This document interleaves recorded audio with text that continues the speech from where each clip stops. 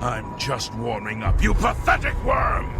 Why won't you die? No! In 1953, one family survived a nuclear explosion. The government abandoned them. The testing changed them. But what didn't kill them only made them deadlier.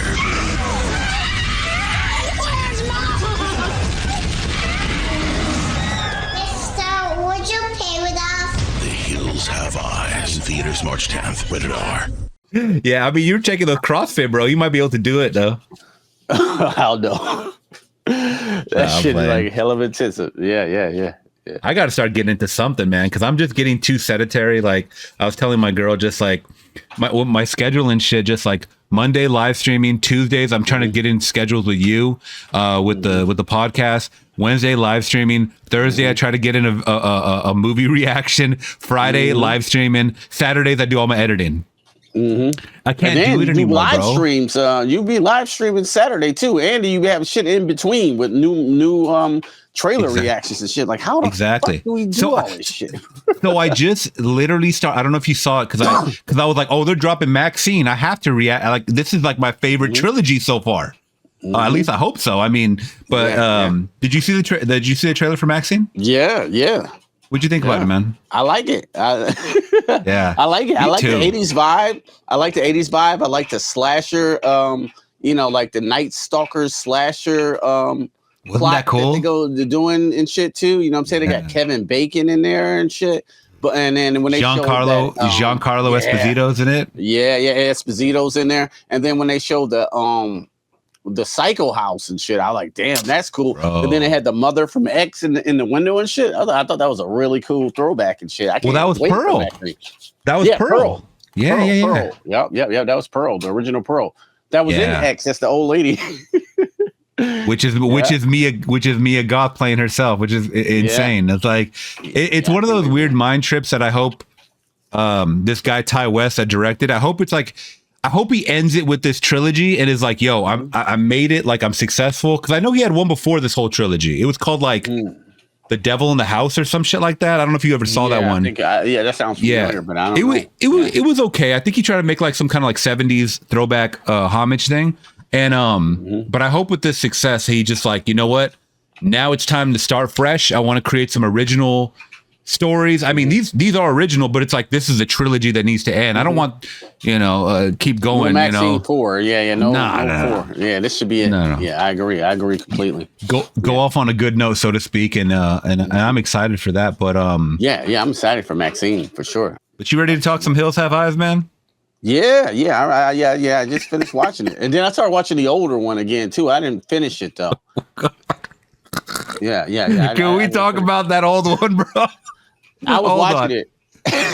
Yeah, we'll get into it. I have been recording all the old one. I hope that's not a bad thing. You know what I'm saying? I remember the old one verbatim. So we are recording Flix Talkers. Why Won't You Diers? We are here with another episode, guys, for the remake month of April, man. I like that W, by the way. Why Won't You Die? I like that. Two deuces up. You notice? You see what I did there? I saw that, and I like that. Yeah. Why won't you die?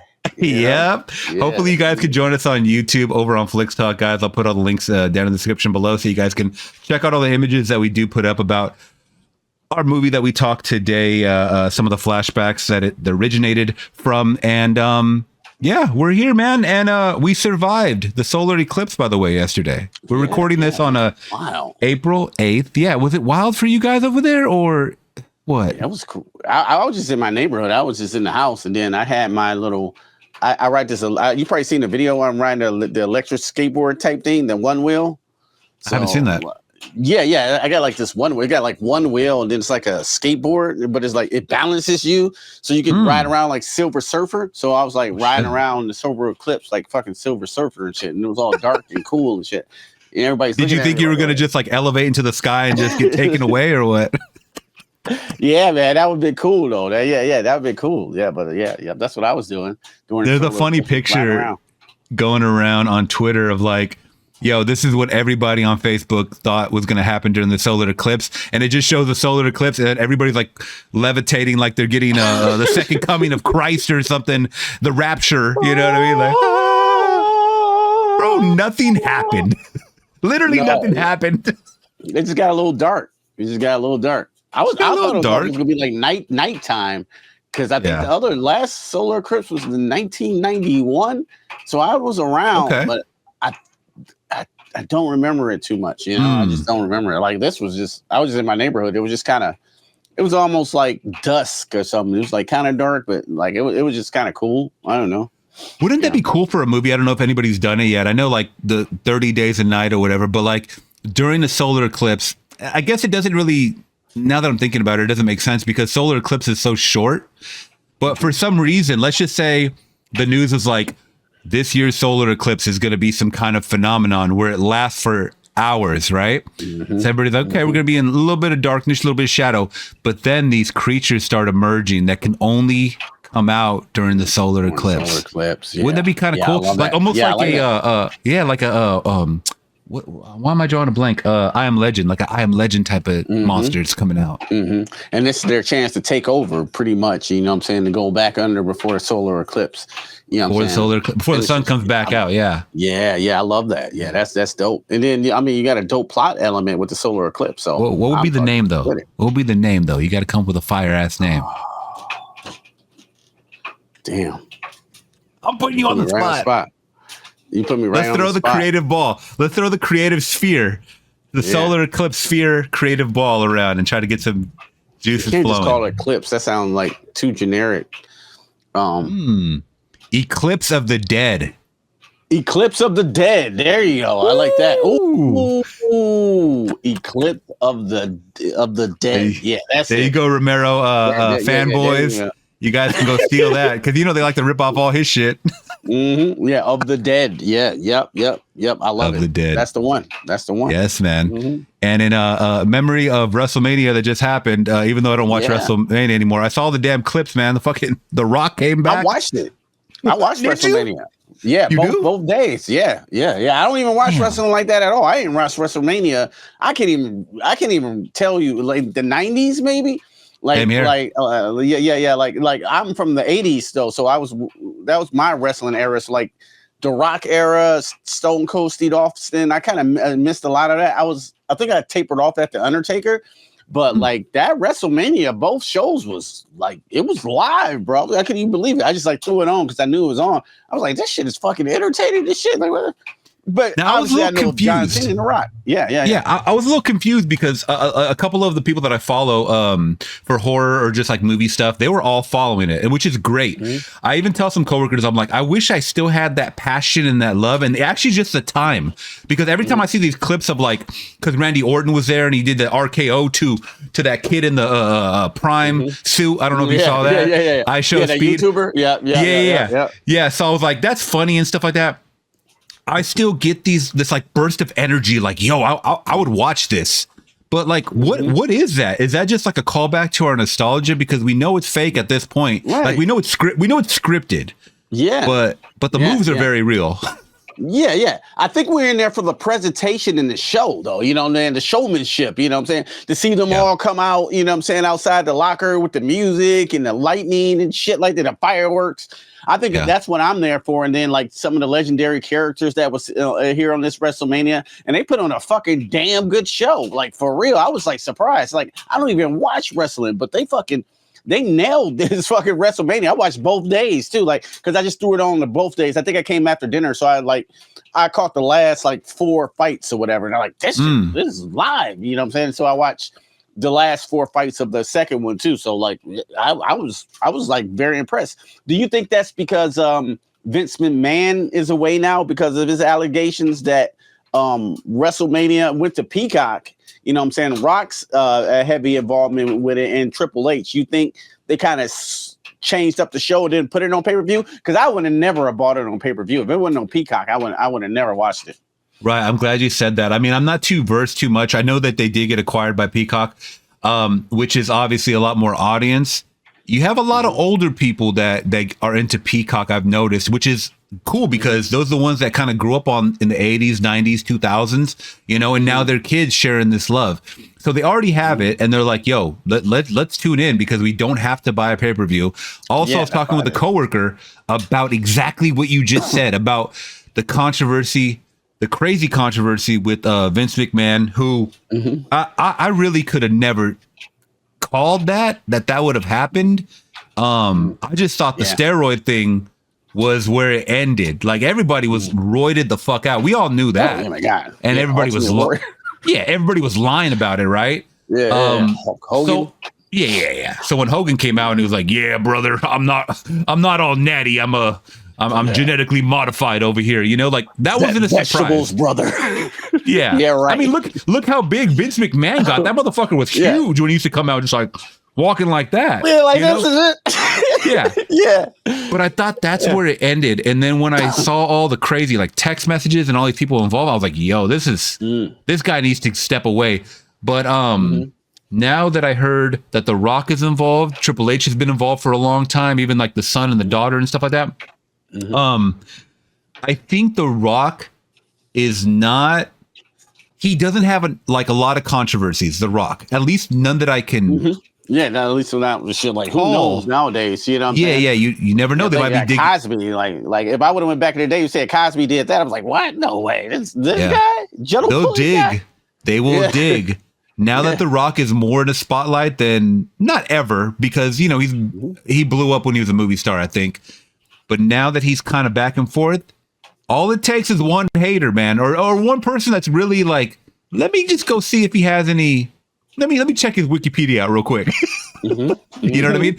And then they could just stir up a whirlwind on TikTok or some bullshit and then just get people talking. But I think he is a clean-cut guy as far as like he's a great entertainer. He's a great businessman. His movies are super entertaining. I like him. I do like The Rock. Like I really like, even though he's not the greatest actor. Like, that's all right. Batista's better actor than him, but I still love The Rock. You know what I'm saying? I think it's a good fit for him to go back and forth, but pulling, back and forth a guy like this big, we're not going to see that many Rock movies then because of it, which I mean, his movies generate money, but they're not like winning the Oscars basically, right? No. Like Batista, like you said. So. Yeah, like Batista. Yeah.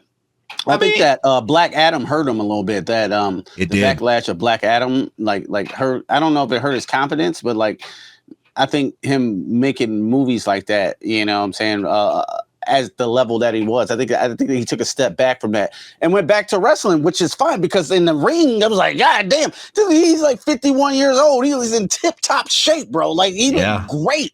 He looked great. He didn't miss a beat, Absolutely. Yeah, so. I think I'm not mad at it. Also, too, I think when you sign on to be part of a superhero verse, you've already fucked up.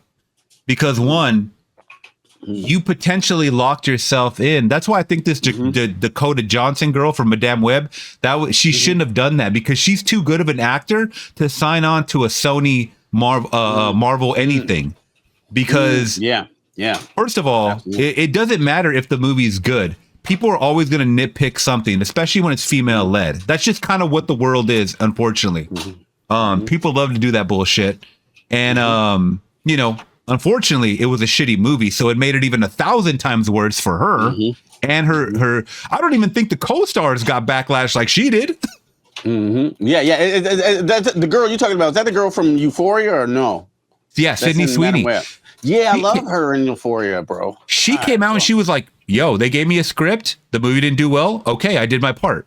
And you know what? That's exactly what you're supposed to say. And that's what Dakota Johnson didn't say. Oh, so I think she went about it wrong. So everybody's going to poke fun and clown and take parts of her lines and just make memes of them and stuff like that. And guess what? Now you're the shit talk of the town for at least, it's died down. But now people are going to compare her next project to Madame Web. They're going to say, okay, let's see. I mean, I'm not saying those 50 Shades of Grey movies were fucking Oscar worthy, but she did 3 of those. Yeah, You know what I mean? yeah, true. Yeah, true. Like if you're part of a good franchise that is going like Marvel was at that one time when they were just unstoppable at that time. If you get along with it, like Anthony Mackie, you know what I'm saying? He wrote it out. So like, cash that check, you know what I'm saying? So I think feel that bad was like for that guy great too. for him. Who? Oh, Anthony Mackie? What, like now for Marvel? Because he got to play Captain America. Bro, when is that movie coming out? There's like no update, like nothing. They keep putting it on pause. Like they shot it. It's supposed to come out, right? Yeah. And then they cast Justin Timberlake as Silver Surfer. Well, it ain't Justin Timberlake. It's that girl Ozark that looked like Justin Timberlake. I was gonna say, wait a minute, what did I hear? You just saw my face right now. I was like, wait, did I miss that movie, dude? The girl with the curly hair or whatever. Yeah. Which I will say, let's touch on that since we're on it. I do love Ozarks. I thought it was a really good series. A lot of people aren't into it because it's just like talking and a little dry. I like all the drug shit. I like all the drug show shit. So and Jason Bateman, son. Jason Bateman, bro. Yeah. That's all you gotta say. Yeah. Even that, like even the mom, the actress that played the mom, she did a great job. The kids were all right too. Like the acting was there, the storyline was there. I do like that character, the curly haired character. She was very, very good, I thought, in it. She was good. She was real good. Yeah, I liked her. Yeah, her whole story arc. And but can she pull once again? Now they're pulling her into the Marvel verse, man, and it's like that's a place that you don't want to. At this, look, I'm sure 20 years ago people were dying, knocking down. Even 10 years ago, they wanted to be a superhero or supervillain, whatever. Yeah, sign me up. Now nobody wants to take on these roles because they know these movies are going to be hit or miss. You know what I mean? And more likely nowadays they're more miss. You know what I'm saying? I agree. I watched that Marvels, whatever though, with Brie Larson and the other two girls. It was watchable, but it was just like, well, I'll never watch this again. You know what I'm saying? And that's not what you want. I mean, if they're putting in $200-300 million into these projects, don't you expect to be blown away? At least in the CGI department. And I heard half the CGI don't even look good. Nope. Godzilla -1 won the Oscar and it blew that shit away. $15 million budget. $15 million. They put that movie together with food stamps, son, and what an Oscar, bro. But that shit was fantastic. Like when Godzilla was on the scene, but they did simple stuff like, okay, let's just put Godzilla in the water chasing a ship. You know what I'm saying? We're just gonna show his eyes. That's all we're gonna do. But the scale of that worked and shit. And that's why we, invested in like, yo, yes, this is Godzilla. Even though that new Godzilla costs way more money, entertaining, probably better special effects, low key, but it's over the top. It's a cartoon. But this one seemed like, oh shit, like Godzilla for real in Tokyo. You know what I'm saying? I don't know. It's already a little bit of subtlety. Yeah, it's already weird that we have American Godzilla and Japanese Godzilla. It's already fucking weird because you're always going to compare. And the fact that the underdog, which is Toho, they're coming up on top because they have less money, so they have more to prove. And they're the originators of this IP. You know what I'm saying? Yep. So it's like they know Godzilla. Exactly. They know the ins and outs of Godzilla. This motherfucker ain't running around like the way he is in the new one. Yeah, like what Godzilla? He was like, why is Godzilla running with his arms flailing, bro? He's like, you know what I'm saying, 3,000-ton dinosaur with a huge tail. How he's gonna run with King Kong? It don't make any sense and shit. I was pissed off when I see that. But I seen the movie, and then, I was still a little pissed off. But the movie wasn't that bad, though, at the end of the day. I mean, it's watchable. Yeah. I still have not watched it. I recently... last week I showed my girl King Kong, Godzilla versus King Kong, because she hadn't seen that one. And I was like, well, this is the previous one. If you want to watch a new one, we got to watch the previous one. And I'll be honest, I forgot how kind of a little boring this one. But I mean, the action scenes are great. That's what I'm saying. The action is dope. That's what you're there. That ocean scene with the first fight, fantastic. The final scene fight in the city, amazing. Yes, bro. Great. Yes, it's great. That's what beat 'em up monster movies should be. The whole Hollow Earth theory, great, fantastic. But there's so much characters, and this is where America fails, bro. Yeah, Yep. can we get a trimmed cut where it's just like monsters fighting? Yeah. I want that edit. Same here. That's the same thing we usually see with this movie. Like it's this filler, then it's some awesome monster fights. Yeah. Bro, I don't need to see Tyree Henry, what the fuck guy's name is, talk about conspiracy theories for an hour in the movie. Like, oh yeah, he does it in this one too. I already know he does, bro. That's his guy. That's his move. You know? Yeah. That's his character. God. Oh yeah. I mean, talk about Monarch and all this little bullshit. Like, bro, we know the backstory. Come on, I want to see the fight. Yeah. What the fuck is Godzilla, son? That's what we here for. Calm. It's ridiculous. Oh, it is ridiculous, bro. But we're here, man, and we're into April, and I'm actually talking remakes is kind of fun because last week we did Texas Chainsaw Massacre. It seems like a month ago, but it was just last week we talked Texas Chainsaw Massacre 2003, and that was a good one, man. Rewatching it, and you know, we got a chance to talk with the guest, Mac Movie Reviews. Please check that one out if you guys have not seen it. Very, very fun talk. I didn't realize he was such a Texas Chainsaw head, but one thing he did talk about was the Platinum Dunes production company that kind of spawned all of these remakes. I don't think they were involved with this one that we're going to talk tonight, but you know, it definitely spawned something that I didn't even notice it. That all these movies look very, very similar in the early 2000s. Like, not just with the gore, but like the color palette was kind of like, it looked very similar, right? Or am like almost like desaturated to a point, not like super desaturated, but like some stuffs are. I don't know if it's the time or whatever, but they do look very, very similar. I agree. Like, yeah, because the Hills color Have temperature, almost looks a little bit like Texas Chainsaw Massacre, right? Almost like Wrong Turn. You know what I'm saying? Yeah, they all got this similar look. Yep, I agree. Yeah, I agree. Yeah, but the cool thing is though is that we get to kind of compare and contrast the originals, which we did in that last one. And I gotta say, Q, I don't know if I told you this before, but I had not seen the original Hills Have Eyes, and I had not seen this remake. So I watched both of them just a couple of days ago. Started off with the original, 1977, I believe. And that was my first time watching that. That was Wes Craven. And then watching this one, directed by Alexandre Aja, who, I gotta say, dude, if you're gonna go for a horror remake, this is the guy you go with, because he's got some bangers in his catalog. We'll get into it. Yeah. But let me talk about the original real quick, or let us talk about the original, because you said you did watch the original, right? Or a long part of it. Time ago. Yeah. Like I was trying to watch it before the stream, rewatch it, but it's I got Tubi, about halfway through. Yeah, it's on Tubi. That's why I was watching it, and then I got about halfway through it, but then I had some stuff going on with the family, cooking dinner and stuff though too. So yeah, the original. Let's talk about it. Something else.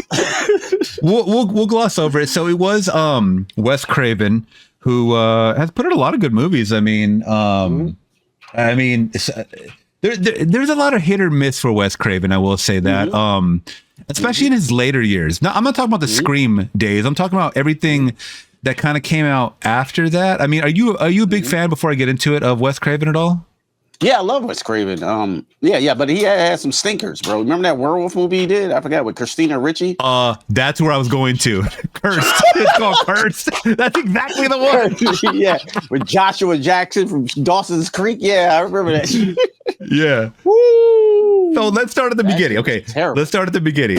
Let me ask you: did you ever see Last House on the Left? Because that's what his first one was, 1972. Oh yeah, you know what? I don't remember it. I have seen it before, but I don't remember. I remember that one being controversial. Yeah. Oh yeah. I do remember seeing clips. So every time they showed like these horror montages or horror compilations, they would always show scenes from that, and it was always really brutal. There's like a lot of scenes, and it's revenge. It kind of sparked a lot of the then revenge type of films, and I've seen a lot of those along the way, like I Spit on Your Grave and all that. All that shit that comes out, right? It's, by the way, those are two of my grandmother's favorites. Let's Lord. Up on the Left and Spit on My Grave. I swear to you, I'm not even making this I wish this woman was alive so we could talk to her and like pick her brain. I wish I could bring her on. I wish I could bring her on live. So those are shit. Yes. And the Entity. Yep. And the Entity, yeah. We're never gonna get rid of that one, man. So I know about that movie, and that also does have a remake with Jennifer Lawrence, which also did come out in 2000, later in the 2000s. So we might have talked that one too. Maybe on the next go around, because I already have a couple picked for this month. But he did that. He did The Hills Have Eyes in 1977. Then he did a couple of TV movies. He did one called Deadly Blessing in 1981. Then 1982 he did Swamp Thing. Did you ever see his version of Swamp? I didn't even know he did this, bro. I think I seen it a long time ago, but I remember liking it, but I don't remember a lot about Wes Craven's Swamp Thing. And yeah, it's funny you bring it up. Now you say that, like, yeah, he did that. Then after that, of course, he did a good one, right? Well, right before he did that one, actually the same year, 1984, he also did The Hills Have Eyes Part 2, which is like, very, very stepped down. Apparently, it got a 3.7 out of 10 on IMDb, which is extremely low compared to the original, which got a 6.3. So just cut in half. Then we have Nightmare on Elm Street the same year, which how do you go from producing a very low sequel? Maybe that was just rushed. I don't know, but a sequel to a fairly successful movie, I believe, the original Hills Have Eyes. And then you go to the sequel, which is just like, he just dropped the ball, it seems like, and then A Nightmare on Elm Street, which is like revered as like one of his best next to Scream. Yeah, I think he probably had Elm Street in the bag for a couple years, and then he just with New Line Cinema, these might have been under New Line Cinema too. The Hills Have Eyes, and then I think maybe because of the success of Hills Have Eyes, and maybe Hills Have Eyes too, I don't know, the box office, they gave him the green light to do Elm Street, and then just Elm Street just hit on a different level. I mean, you got a dream demon, you know what I'm saying? And then you have Robert Englund, and of course the rest of the Johnny Depp, Harry Langenkamp, the rest of that cast. It's just, that was like lightning in a bottle. That was, you can obviously see that was going to spawn a future of franchises and shit. Hills Have Eyes, I didn't think it had it didn't have nowhere to go after the first movie. I didn't even see part 2. I don't remember it. But like, I mean, how far can you really go with that story and shit? You know what I'm saying? It's not as cool as Jason. It's these fucking nasty fucking nuclear fucking waste people that's fucking, you know what I'm saying, stabbing people up. It's cool to see, you know what I'm saying? I think it's a good idea. I think it's like the Texas Chainsaw Massacre. But really, if you think about it, Texas Chainsaw Massacre, as great as it is, you can't really do too many sequels on that, but they never really worked like the original Texas Chainsaw Massacre or the remake. So like you got to find ideas. I think like talking about the grandpa in Texas Chainsaw Massacre would have been a great idea. Like, how did this come about? But they tried those prequels and stuff too, and they were mildly successful. But like Hills Have Eyes just kind of, it has nowhere to go, in my opinion. It's just like, this is what it is. When you get another family on vacation and you're going to do this, I don't know. Yeah. I think you nailed it, man. Literally, you have nowhere to go, because with the Hills Have Eyes, that's something that people have to go to. They have to go to this location, this specific location. When you have a Nightmare on Elm Street, we all fall asleep. We can all relate. So that's where the idea of that, whenever he was conjuring it up, I believe I read something where he heard the story of it actually happening like in Cambodia or the Philippines or something, about a kid who was saying that he was. Do you remember hearing the story at all? That it was based kind of in true events?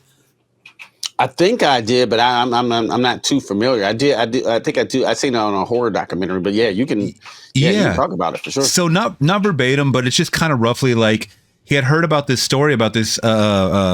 The parents found out that this their young son or this young boy was staying up or forcing himself to stay up because he was afraid that this demon creature or a character, I don't know if it looked like Freddy, but was trying to kill him in his nightmares. So he was forcing himself to stay awake.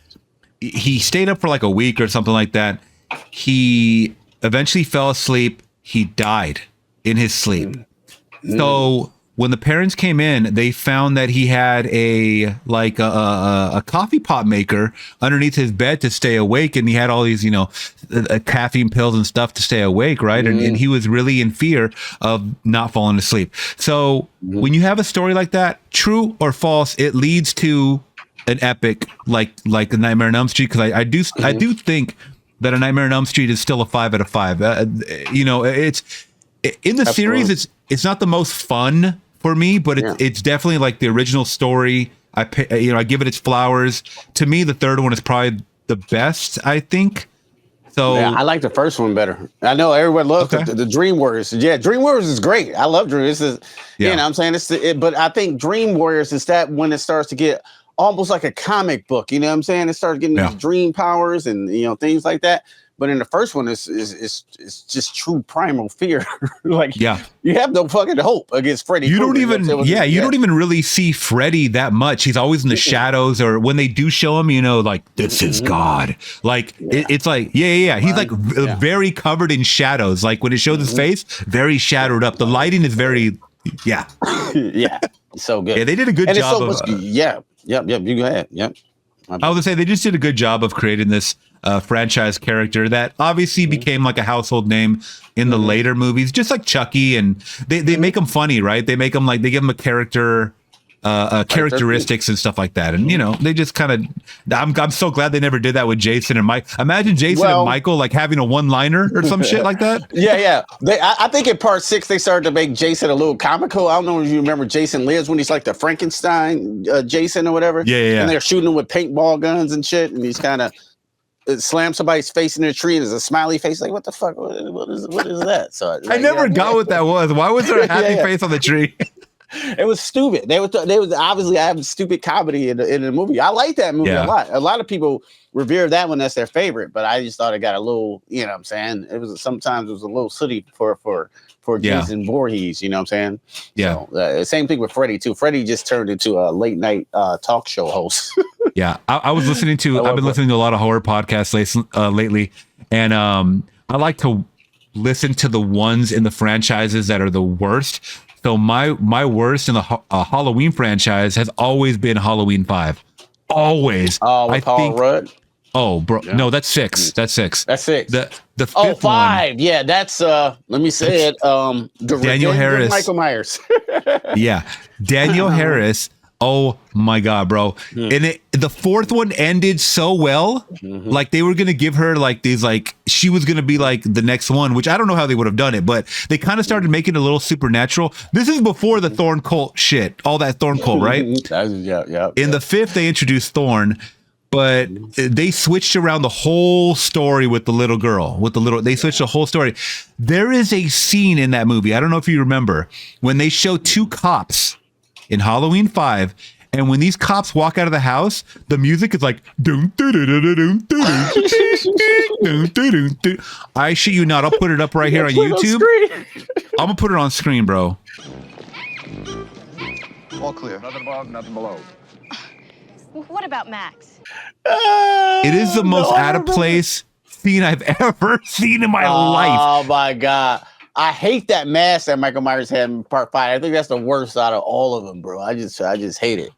I hate it so much. Isn't that the one where he's all slick back and shit? He almost looked like a fucking owl. So I'm like, well, what is wrong with his mask? It got progressively worse, but let's get back to this. So, and then he directs something in 1986 called Deadly Friend, which actually a Flix Talker did gift me.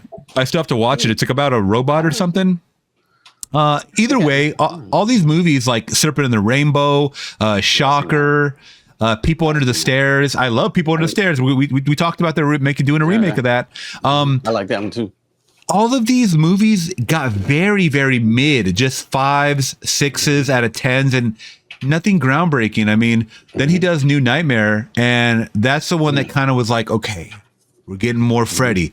A New Nightmare is definitely one of my favorites for sure. There's something about it that, and we're talking about, this is before Scream. Right before Scream, before Scream, and it got so meta with it. Like he might have been, I don't know if he's the first, but probably not. But he got really meta with the material of the characters, knowing that they were in a movie. And something about that with me just really resonated. Like I was like, yo, it's different. It's real.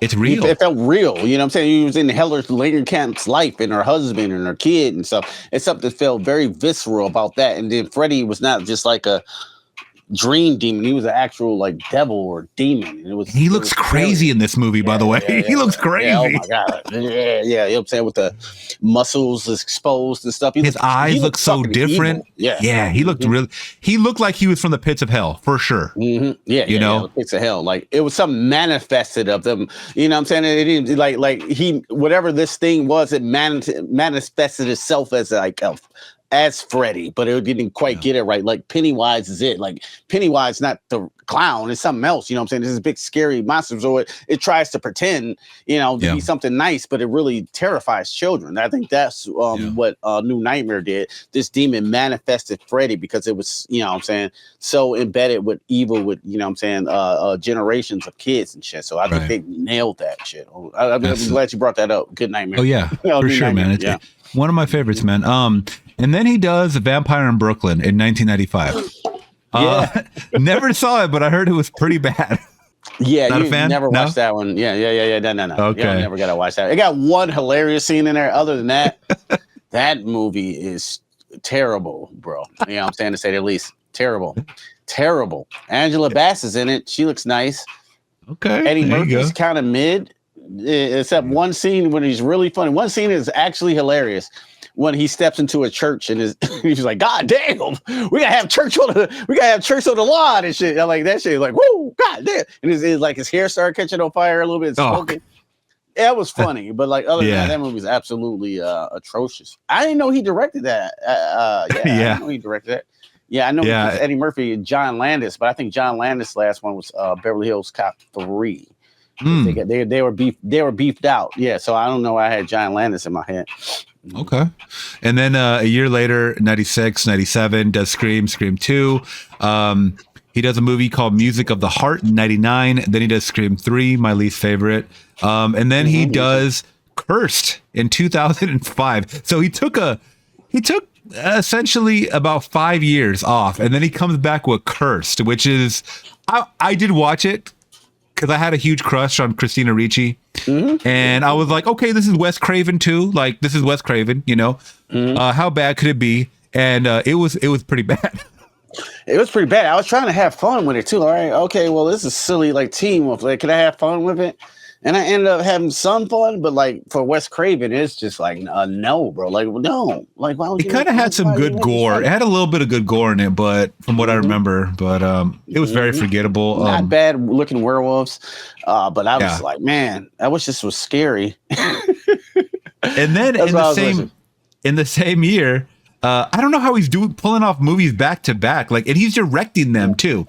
So in the same year, 2005, he puts out one of my sleeper hits, which I love, Red Eye. I don't know if you ever saw that one with Cillian Murphy and Rachel McAdams, two big stars. Not even really big stars at the time, but like now they're like, hello, Oppenheimer. So Red Eye is if you don't know anything about Red Eye, if you've been spoiled by it, don't watch it.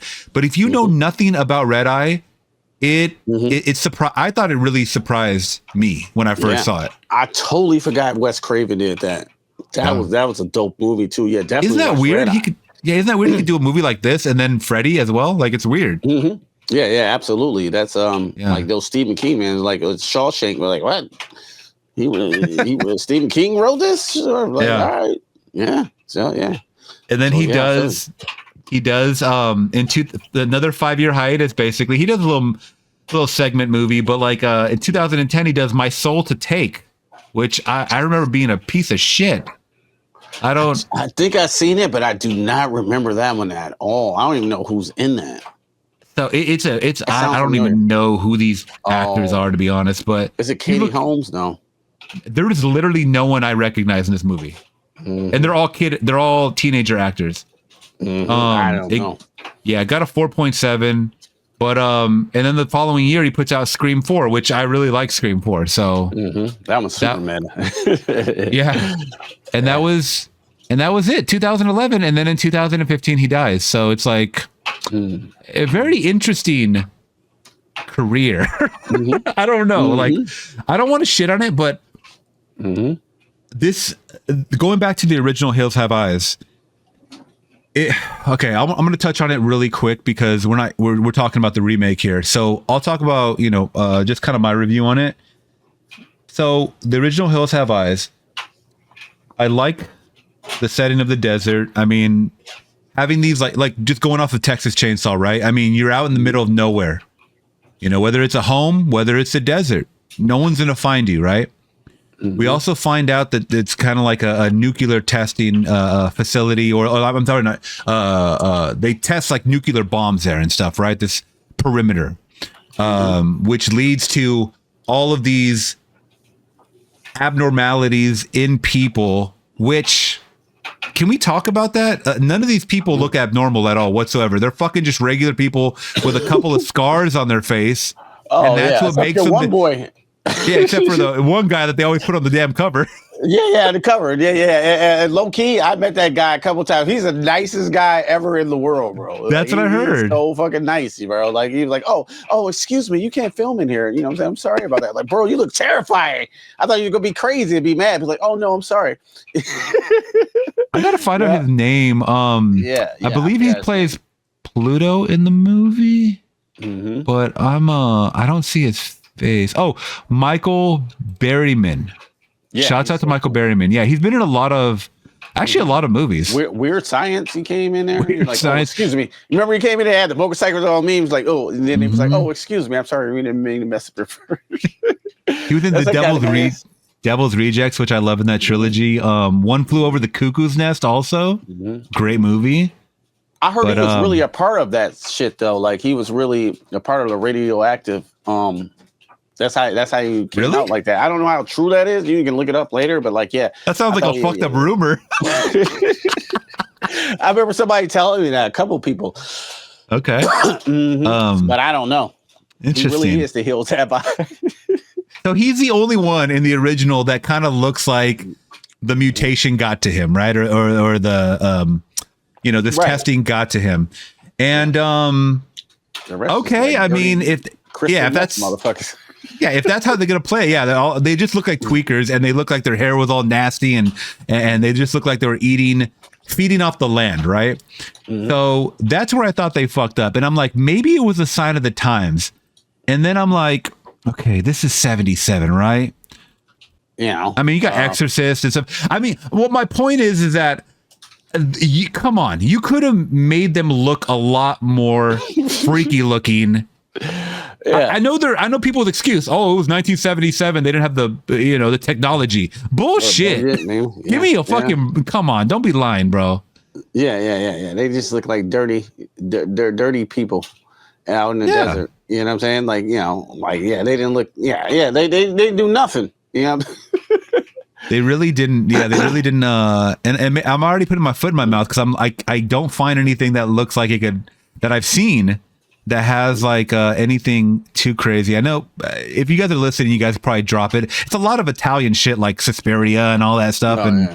So, but that's like witchcraft stuff. This ain't talking about like, but even like Dawn of the Dead. I mean, some of that stuff, like the practical effects.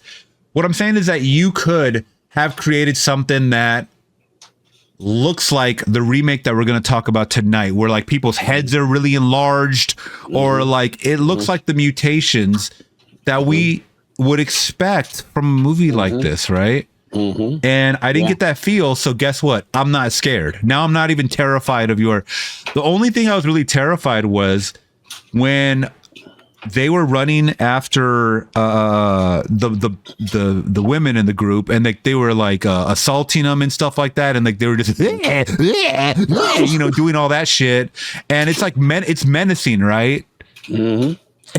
So it becomes a little terrifying for them, but after that, I'm really not scared of these guys, and it's a cat and mouse of who's gonna live, who's gonna die, and absolutely.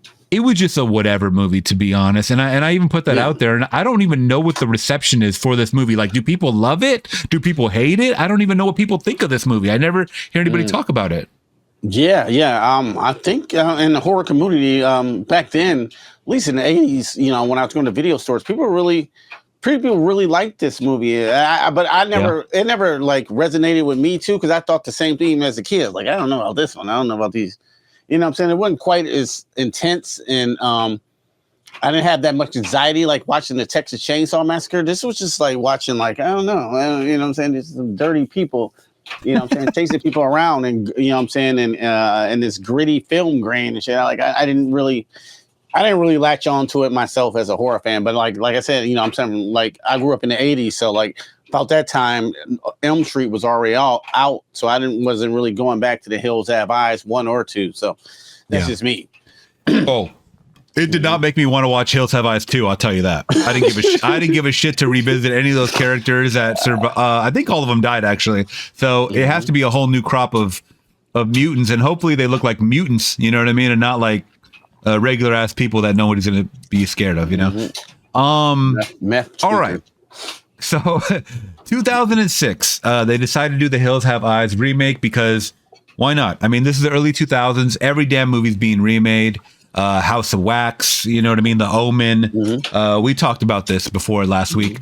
So they get Alexandre Aja, and this is actually also produced by Wes Craven. So Wes Craven does have a say in this, and I actually was listening to a podcast where Wes Craven was like, "I'm a fan of your work, and I think you would." At that time, High Tension was the only thing that I believe he put out, and we'll talk about that in a second. But Wes was like, "Yo, I know it. Yeah, like I feel confident in handing over this story to you, and let's just get into his resume." So Alexandre Aja is known for High Tension. Yes, this movie. I'm so glad you say that. Woo. Yeah, the Hills Have Eyes. Also, a creature feature called Crawl, which I love. Crawl. Did you ever see that one? 2019. Oh, with the alligators? Yeah. I didn't know he did that. That shit's fire, bro. Yeah. Okay. Yeah, that movie's fire. Yeah, I own that one on Blu-ray over there. Hell yeah. Oh yeah, me too. He also did one called P2, who he's a producer on. P2 is really good. Check it out. It's about a girl who gets locked in a what are those, like underground parking lots? Parking structure? You might have seen the cover. But if you like suspenseful movies, check out that one. See this. Damn. Check out that one. I don't know if I've seen that one. Okay, I'll check that out. That was 2007. He also produced Piranha 3D, which I don't think I was a fan of. The first one?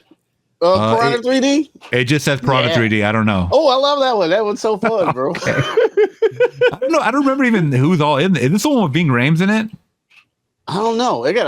Christopher Lloyd is in it. Yeah, Christopher Lloyd, a bunch of people in there. Fucking porn stars. Richard Dreyfuss. What the fuck? Yeah, Dreyfuss. That's a fun one, bro. Have you seen that one? Yeah, watch that. I think I have. And then they came out with one called 3 Triple D or some shit. Yeah, that one was terrible. Piranha Triple D. The first Piranha is fucking nuts, bro. And then he also did the remake to Maniac with is that Elijah Wood? Yeah. Did you ever see that one? I don't know. That one's actually pretty good. Maniac. I don't know. He also does horns with Daniel Radcliffe. I've seen that one. Yeah. Mm-hmm. He does a couple other, mini series. He produces a lot of things. He also did Mirrors in 2008. That one came out in theaters. Yeah. Yep, I remember seeing that one. That was mid. Yep. That was mid? Yeah. It was all right. A lot of people like that one. I didn't love that one, but a lot of horror enthusiasts like that one. I just thought it was it was all right. So you wanted to talk about High Tension real quick? I love High Tension, yeah. What do you love about High Tension? Tell me. I love the fucking brutal fucking gore in that movie. Excuse my language, but man, that movie is brutal as fuck. Do you remember the staircase scene? And then I think it was like a dresser or something, and they squished the guy's head. I don't remember a thing about that movie. Crazy. I remember the ending. I just remember that twist ending.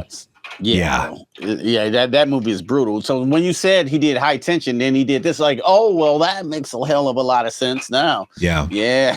And that's why I was like, I think he's perfect for this, because I already knew before I even saw the mutants. Like, I already knew that based on this guy's catalog of movies, I knew they were going to look creepy and crazy, and they were. So let's get into 2006 as The Hills Have Eyes. A fucking hour later into this damn podcast, we're barely talking about it. That's all right, guys. I'll put timestamps or something on the bottom if you guys are watching on YouTube. All right. So 2006, High Tension. The Hills Have Eyes. Sorry. The Hills Have Eyes. Directed by Alexandre Aja. Written by Alexandre Aja as well as Wes Craven. It does star Ted Levine as Big Bob, who's Buffalo Bill. We all know him. Kathleen Quinlan as Ethel, who plays the wife. The young son, the teenage son, Dan Bird as Bobby. Emile DeRaven as Brenda, who I believe was a sister. I believe she was the younger sister. And then you also have Vanessa Shaw as Lynn, and she was the older. She was the one that had the little baby. Now, this girl was my crush growing up, because you know what movie she was in growing up in the 90s? What is that one? No. A Disney movie. Disney. That's what it was called. Yeah, a Disney movie, right? No, bro. Oh. It was a Disney movie called Hocus Pocus. Hocus Pocus. I never seen Hocus Pocus, man. Damn. What? Yeah. Okay, we're gonna have to stop the recording right now. Oh, cut. I never seen Hocus Pocus, man. I know. See it. It is. I don't know. It is one of those, like, I know you wouldn't expect me to love that movie, but I grew up watching that because they showed it on Disney Channel, and it was so fun, bro. And I mean, come on, Bette Midler.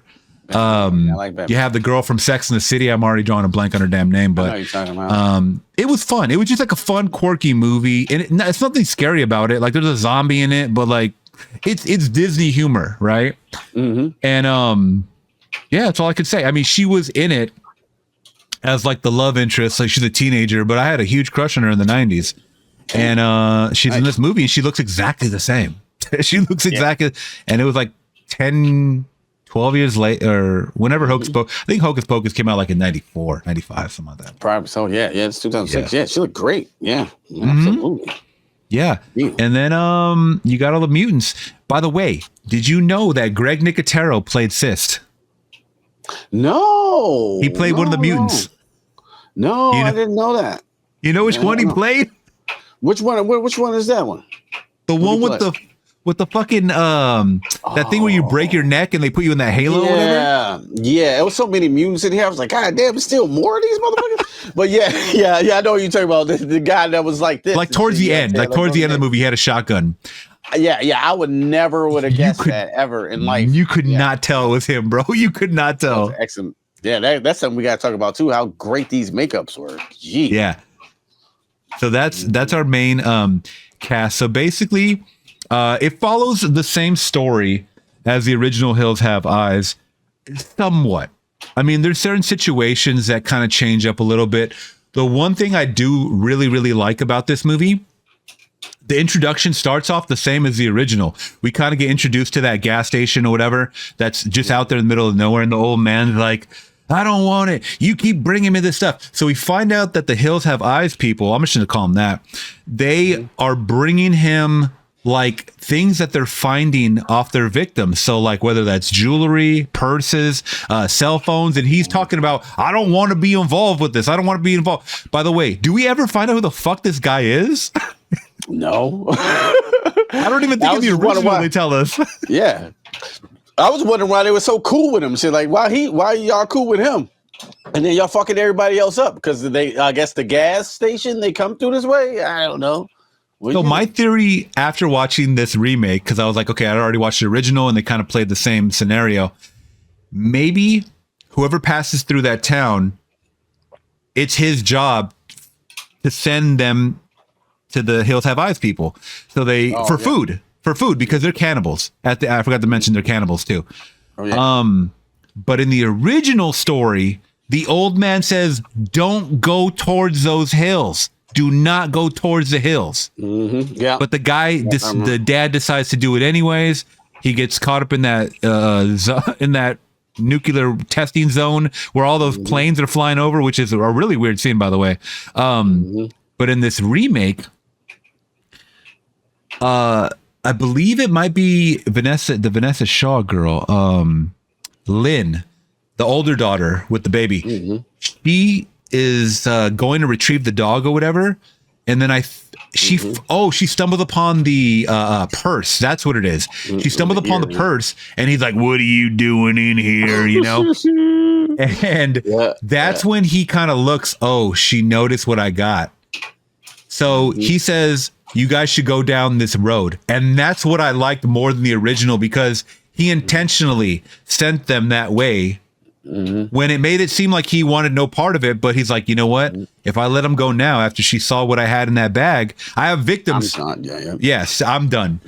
So I like that scenario a little better than the original, and I think that's what his role is in the movie, basically. And yeah, because in the old one, he was helping everybody. Oh yeah, the shitter is in back. Oh yeah, you know what I'm saying? Like he's like more inviting. You know what I'm saying? And I do remember saying, "Don't wherever you do, don't go up in them hills." You know? Yeah. Like, exactly. He already knew that what was going to happen to them, you know? Yeah, he already knew. Yeah, he was the precursor. Like, you're all doomed from Friday the 13th guy, but like he was the doomed. Like, oh yeah, he was the doomed guy, basically. Yeah, like I'm saying, y'all straight through those crossroads or over there. You know what I'm saying? So you run over your tires so the hills have eyes. People can eat right.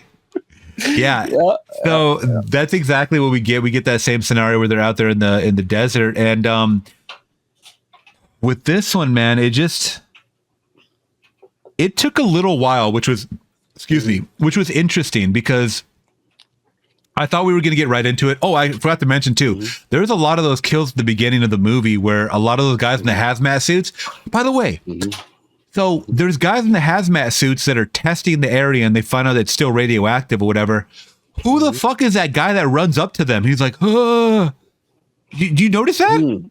Before they start getting pickaxed? Was that another victim family or something? Who was that guy? Oh, yeah, you're right. I don't know who the hell that was, bro. Yeah, and he ended up getting dealt with. I didn't even think about that. I'm just thinking about the half-max guys because they got brutally fatality real quick. Yeah. But I didn't even know. You had to be another part of those family, probably like in that pit or something, you know what I'm saying, with all those buses and cars. And exactly. We get to see that there's more families, but I was like, this is too many families, like too close to each other to all be going off the same path. But okay, so we get that introduction, and then we get all the pickaxes from those guys, and I was like, this is cool. And he's kind of like dragging their bodies from the car and stuff like that. Yeah, right off the back, I was like, oh man, they're really brutal in this movie, really quickly. Yeah, and little did I know, it's about to get way worse. So they played up a lot of the character development, just like in the original. I actually really like the dad a lot. Ted Levine, I think he was he might have been my favorite, like, castmate, other than maybe the guy that lives all the way to the end. Because, by the way, I didn't even think I mentioned that guy. Is it Aaron Stanford as Doug? It might be this guy, Doug. Yeah, it is Doug. Okay, so basically they make a joke when they crash. They're like, remember the little kids like packing a gun? They all have guns and shit. And then the little kid does something fucking stupid. He points a gun at the guy and he's like, like, hey. And the guy's like, hey, man, put that shit down. And the dad goes, oh, put that gun down. He won't touch those things. He's a Democrat. He's a Democrat. Hey, that was better than what the other guy said in the first movie, right? When I just got to it, it was like, yeah, I've been shot out at N-words. And I was like, whoa. Yeah. What was that about? I was like, what? Like, whoa, son. You know what I'm saying? Like, I would take a Democrat. Yeah, when you drop racist writing for a character, at that point, you don't care if they die. Okay. Well, F this dude. Yeah, F this guy for real. This dude. Yeah. I like this dude, and in the remake, I liked him a lot. He was like, he was actually a logically thinking dad. You know what I'm saying? He wasn't.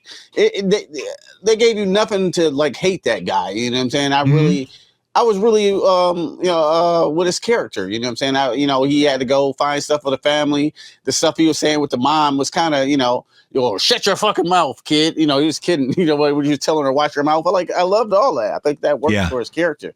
So yeah, it was very similar. Yeah, it was very similar to the original. The mannerisms with the dad a little bit when he was talking to his wife, kind of like he wanted to be like, oh, this like I know the roads, like I'm running the show type of thing. But I agree with what you said. I like how quick acting they were. Like the dad was like, all right, I'm going to go back this way to the convenience store or the gas station. And I'm going to have Doug go split up. You're going to go this way. I'm going to go this way. And we're going to kind of come back and we're going to see what we find. That's the best way to go. Because what if you're going in one direction and there's nothing? Obviously, if you go back where you came, you know that even though the guy said he didn't have a phone, I mean, he might be lying, whatever. So at least you're going to go back there knowing someone was there. Was there? We see that he gets taken out first. I mean, they take him out. Big Bob. I thought he was dead. Yeah, like at the first encounter when he got his head bashed into the. By the way, I got to rewind that a little bit. He wasn't the first kill. The old man blew his head off in the bathroom. Oh yeah. He was crazy. I thought he was drunk. Can we talk about that? That kill? Yeah. Mm-hmm. I mean, he killed himself, but bro, yeah. I forgot to mention this is K&B Productions. This is Greg Nicotero. So this head explosion from the shotgun looked really fucking good. I want to rewatch that like in slow motion. That was a very good edit, and it all you see is a stump, like a stump of a head. Yeah, and then you see his bottom teeth here too. You know what I'm saying? Yeah, his bottom teeth just hanging there. I was like, damn, that's cool and shit. Yeah. And I didn't respect that. I was like, I was like, I tried the best I could, bloom and shit. You know, like, damn, that was a good fucking shotgun head explosion, which I always appreciate. What do you think he meant by that before he killed himself? Because I tried the best I could. I was trying to, when he was saying this stuff, and he was like, by the way, he's crying. He has a bottle of like whiskey on him. And I'm like, was he part of this family somehow? And he was like, I fucked up or something. Like, yeah. Why did it look so normal? Family, right? Yeah, I mean, why wasn't he affected by the radiation? No, I don't think he was like a mutant. I think I know he was part of like the family, like you like sending them there too, but like I did all I could. I mean, like, did he? Maybe he was sick of like participating in it, Yeah, this was enough. You know what I'm saying? He probably sent thousands and thousands of people through this way, and then fuck it, that was I just had enough. Bam. Yeah. So maybe that. That's what and then it leads to the dad, Big Bob, going in the car, and we see, I believe it's like Papa Jupiter. I believe it's Papa. I forget the mutants' names, man. But he's kind of like the ringleader, so to speak. And he just grabs the dad's head and starts smashing into the windows, which was pretty cool because sometimes you don't need it right there. It looked real. It looked like he was really smashing his head in, and he did it like 4 times. Boom, boom, boom. Back and forth. And they take him down into this cave, which I don't remember in the original. Did they even talk about any caves? Like, I don't know. Or show any caves? Remember. Yeah. I thought that was a cool aspect. Like it was like a tunnel, because they do talk about it later in the movie. In this remake, they talk about you guys drop. Remember the big brain? That guy, Big Brain, the big fucking laying in the that dude looked fucking disgusting, dog. God, I just wanted to squash. I just wanted to step on his head. Is that wrong? I feel you too. I just want to like, slap that shit. Up. Yeah. Like, bro, you look so nasty. You don't need to. Yeah, I will put you out of your misery, man. But he even said, he goes, you guys dropped bombs on us and we hid in the caves. That's what he said. We hid in the caves. So I was like, oh shit, that's kind of crazy. Like they used to be cave people. You know what I mean? And then just live off the land. And it seems like some of them live back in that nuclear testing village or whatever that was, with all the mannequins and shit. But we're jumping ahead though. But that was a crazy thing for Big Bob to go through. And then he ends up getting burned alive, which we saw in the original. So they kept it true to the original with that. He burned alive. But in this one, holy shit, bro. They showed everything. Yeah, bro. He was on fire for a long ass time. Yeah, he was. At first it started, he's overacting like, hold on, no. And then he's still on fire. And then the mother comes out, runs to the stake, and says, that Bob? I'm like, oh shit. Yeah, Bob's barbecued right now. Don't come up here. Get Bob away from here. It's like, God damn. She got to watch her husband burn in front of her face, bro. And he was burning. It was like, damn, he's not dead yet. They really lingering on this shit, too. Like, it took him a long time. A long time to burn, long time to die. It was a lot of suffering in that death. Oh, yeah. Yeah. And that's not even the last you see him of him in this movie, too. Like, damn. And it was already fucked up too, because you're already with the family dynamic. Because you spend so much time with the family that you kind of care about them. Some of them are assholes and whatnot, but like you kind of care about them. Like to see Bob burn alive, I was kind of disappointed. Like, damn, already, man, not the daddy, not Bob. So yeah. Plus, I mean, especially with these older, well, at least movies that, I mean, I know this movie's not that old, but there's always. You know, I mean, the father is the head of the household, you know, the father dynamic or whatever, you know, it's like I run the show type of thing. So for him to get killed off immediately, that means the young boy has to step it up and take care of his mom and sisters, right? I mean, that's a lot of responsibility to take on right away. So that's where it kind of throws a wrench in the whole plan. I mean, you got Doug, but Doug's a Democrat. He doesn't fuck with guns, so it's like and they already killed one of your dogs. So yeah. I forgot to mention that too. They did kill a dog, and they show it, and that dog was pretty gutted. So if you guys don't like I mean, you guys probably already saw it if you guys listened to us, but they show all the inside of the dog. Yeah, it's pretty. I was like, damn. Fatality. Fatality. Like, damn. I didn't even hear, like, damn, I didn't hear the dog scream and shit. Like, you just walk up to him, you just like, you know, split down the middle. I was like, damn. Yeah. That was Beauty and Beast, the dogs. I don't know which one got killed. It was Beauty, but yeah. So, by the way, I did like in the original, the implementation of the dogs. I like how, I don't know if you got to that part rewatching it, but one of the dogs does take out that guy that you're talking about, Jupiter, that actor. He ends up taking him out. He ends up like he attacks his like ankle and bites it so hard that you can see like the bone, like they show the bone or the tendons or whatever, you know, the muscle and shit. And he's like crawling and he's like, you son of a bitch, you devil dog. He starts calling him a devil dog. And then the dog starts circling him like Jaws. I thought it was really cool. Damn. And he's kind of like, because I think he has a knife. So Jupiter's kind of like crawling on the ground. And he's like, where's the dog? And the dog just pops out and then he gets him in the neck. And you know, if a dog gets you in the neck, you're done. It's a wrap. Yeah. And that's how he kills him. Yeah. The Beast killed one like this in the movie too. He grabbed him by the neck or some shit, right? Yeah. That guy was weird. They didn't even show him in the original. I don't even know who the fuck he was, but it was a lot of them. Yeah. He had a top hat. He looked like that girl from Dr. Sleep. You know what I'm talking about? The little top hat? Rose. Yeah. He's like Rose. And I'm like, wait a minute. Who the hell is this? And he's like eating like an arm. He's like, like what are you doing? Yeah, the dog got him. Shout out to that dog. That dog was a superstar of the show. I love that. I love those dogs. He saved everybody and shit. That dog, bro. That dog was he was a G. You know what I'm saying? Shout out to Beast. I think Beast is the one that lived. I don't know. I don't know which one lived, but it was crazy because you put everybody in danger basically, and then you get our huge, most intense scene, which I thought even in the original it was pretty thrilling, but in this one, where two of the mutants come and they basically assault these women and they rape one of them, Brenda, who's the teenager. So in the original, I don't know if she was, because I don't think they even showed that. Yeah, that's what I asked you. I was going to say vaping. I don't know if we can say that on YouTube. So they didn't, I'll blank it out. I'll blank it out. Yeah. They didn't vape the girl in the original. I don't remember. But like they were about to do it in this one, but they didn't do it though. And here either, did they?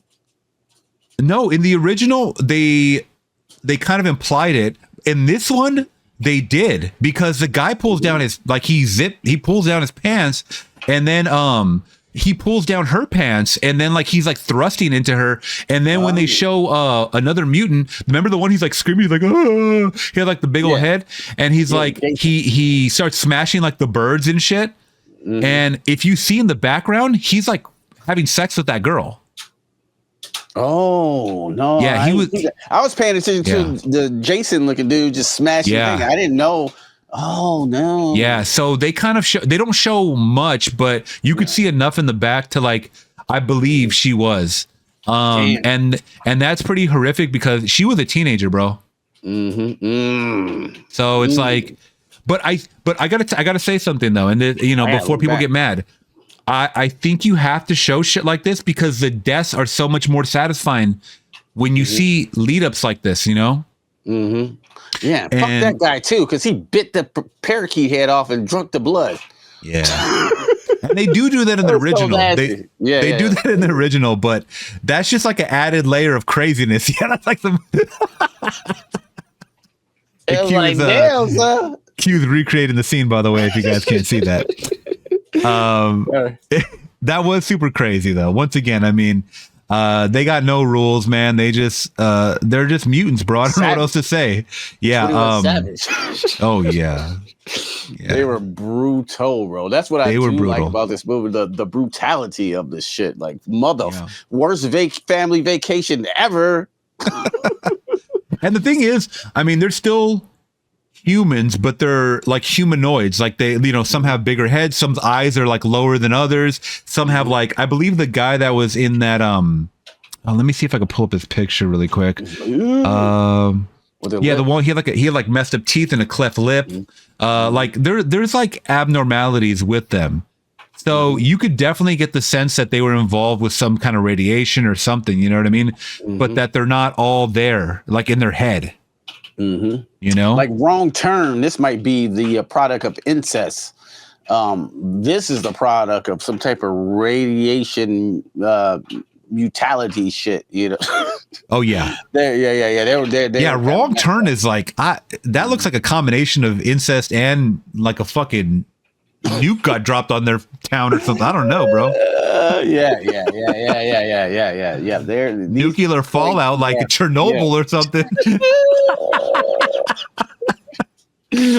But yeah, man. By the way, the guy was talking about was a Lizard. That's his nickname, Lizard. With the cleft lip. I hated him too. I really did. Out of all of them, I did not like that one. You know what I'm saying? I didn't like none of them really. I mean, like as actors, of course, cool. But like something about that one who bit the parakeet head off. That would piss me off. And now that you say he did that to that girl, I really don't like him. So fuck. Oh yeah. Yeah, and all these guys are a piece of shit. They're real nasty, man. But yeah, I wanted to see the list of deaths so I can find out how this fucker died. I totally forgot how he died. So the mom comes in and all that, and then also the mom of the little baby. Because by the way, what did you think of Lizard holding the gun to the baby's head, bro? The little baby's face.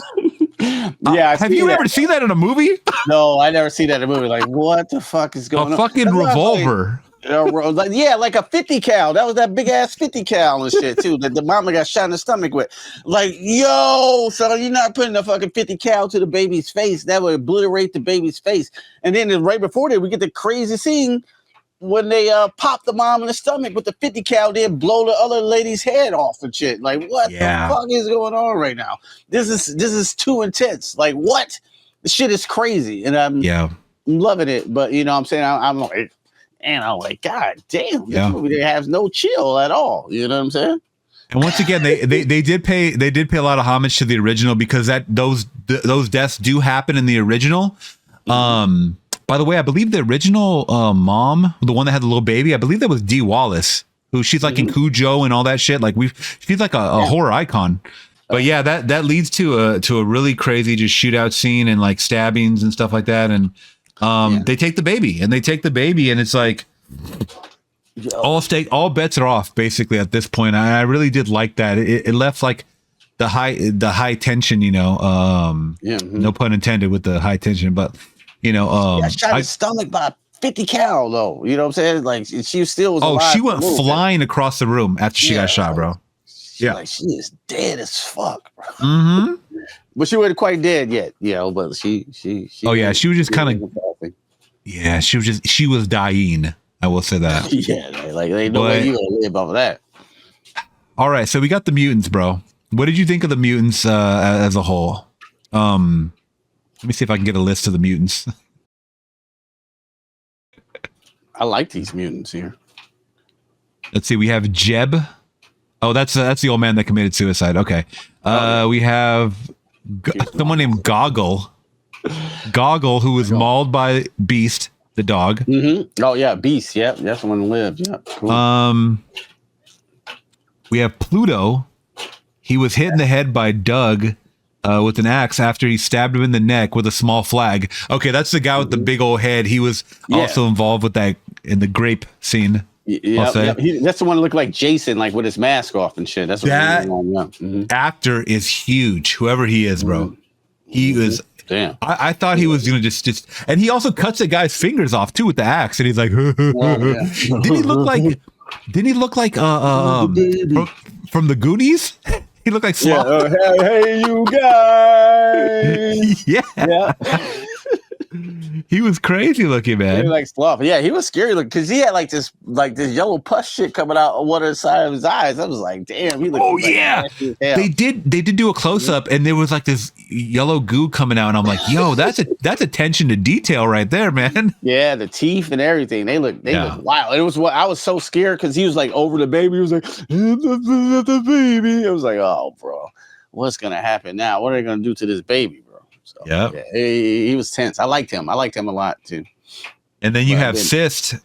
You have Cyst with Greg Nicotero, who was he was hacked to death by Doug. So Doug ends up becoming the G of this movie, by the way, which I love. It comes full circle. He goes from being someone that's very weak character. He talks about how he just sells cell phones, right?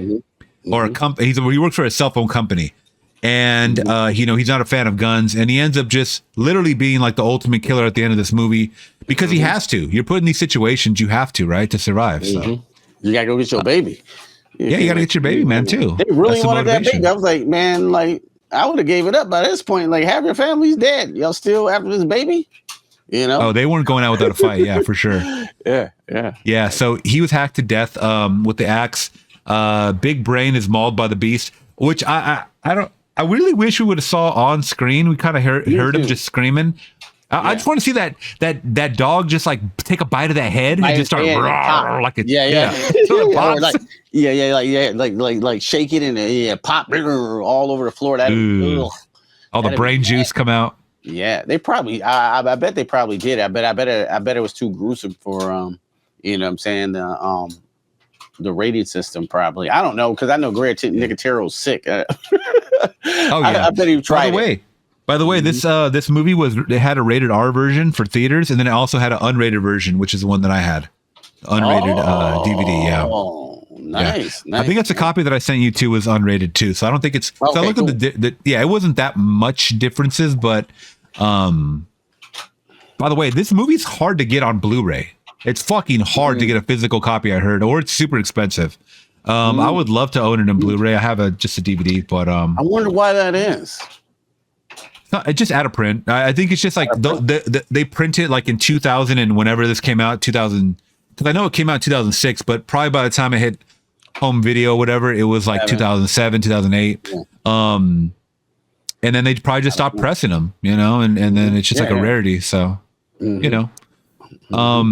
but we got Lizard, who was my favorite death because that was the guy that raped that young girl, and he got stabbed in the foot, and then he got in that fight with Doug on the cliff or whatever, and then Doug ended up like shooting him a couple of times with the shotgun, and he still got up. That guy still got up, and then remember that little? Oh, I forgot about the little girl.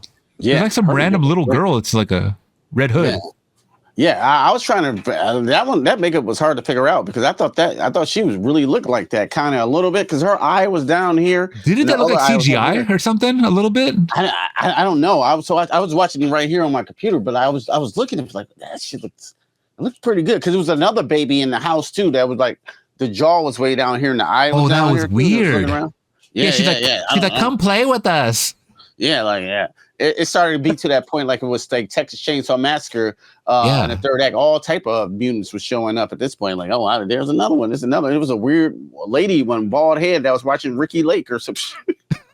Yeah, that was weird.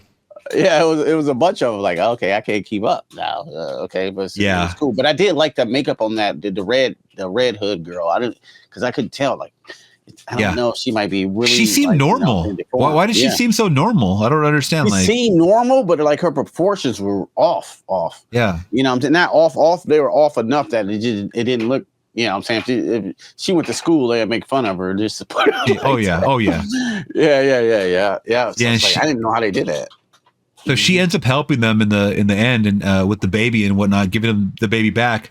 And here comes Lizard, and he comes back to life. He's like, oh, like that. And she runs towards. Her name is Ruby, by the way. She ends up tackling him, Lizard, off of a cliff, and they both end up dying. Yeah. You knew it was going to happen soon as he got back up, and you seen whatever name Ruby. You know, like, oh, okay, well, he's gonna either shoot through her. You know what I'm saying? Yep, and go down, or they both gonna go down. So yep.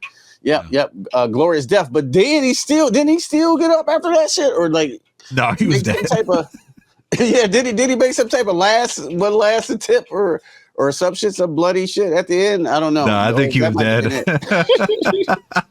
I could have swear it was one more last scare in that movie, but I don't know. Yeah, maybe he was just dead after that. Yeah, it was just like I was like, again? Like they still getting up? Yeah, but yeah, maybe he was dead though. That was a good. Yeah, I think he only did the one fake out and that was it. And then we got Papa Jupiter, who is the guy that slammed the dad's head in the car. He also looked normal. I don't understand like what was his deal. Like he looked normal. But he was still eating like flesh, and I think he was even eating the dog at one point. It was really weird. Eating the dog. He was up there eating the mama. I was like, damn, bro. He got a whole, you know what I'm saying, number 7 from Taco Bell, bro. Man, he just bowing down, son, on the mom. Like, did he see the son? Well, I guess I guess I wanted a fresh one. So he started chasing him. Yeah, he looked kind of normal.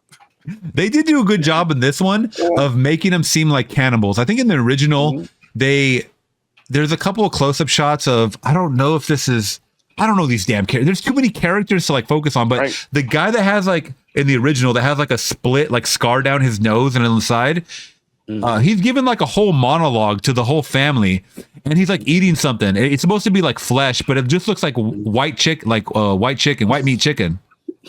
You remember that? He's like, but he's giving like a Planet of the Apes like speech, like you damn dirty apes. Like he's trying to win an Oscar in this speech. And I'm like, bro, you are a mutant. Like you ain't getting no award.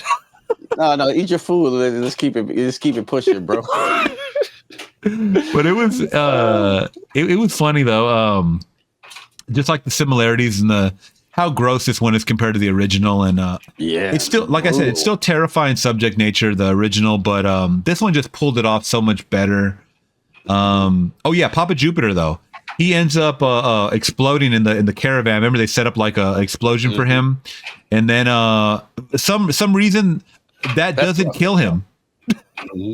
Yeah, how does that not kill him? Yeah, I was thinking about Papa Jupiter. Yeah. Yeah,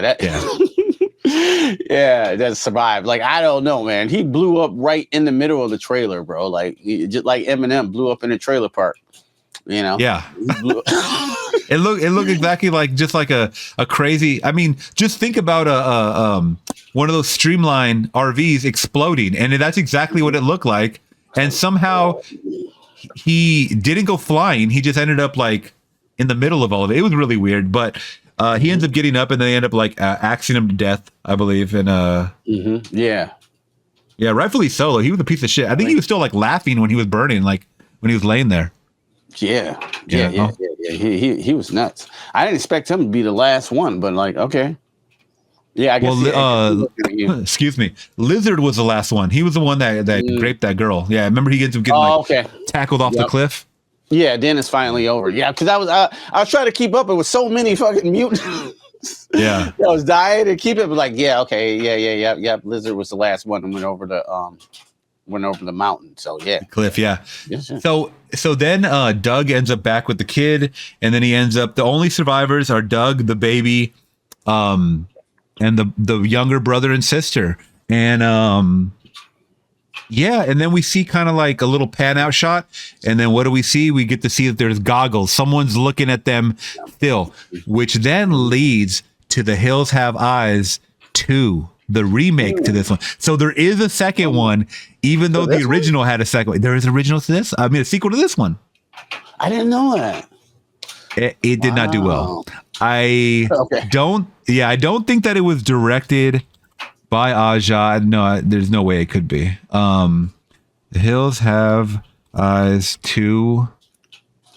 So it came out a year later.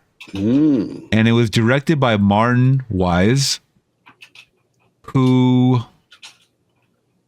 literally directed, I don't even know what this is. Something called Orbit and Grim Love in 2006. I don't even know. Yeah, I don't know.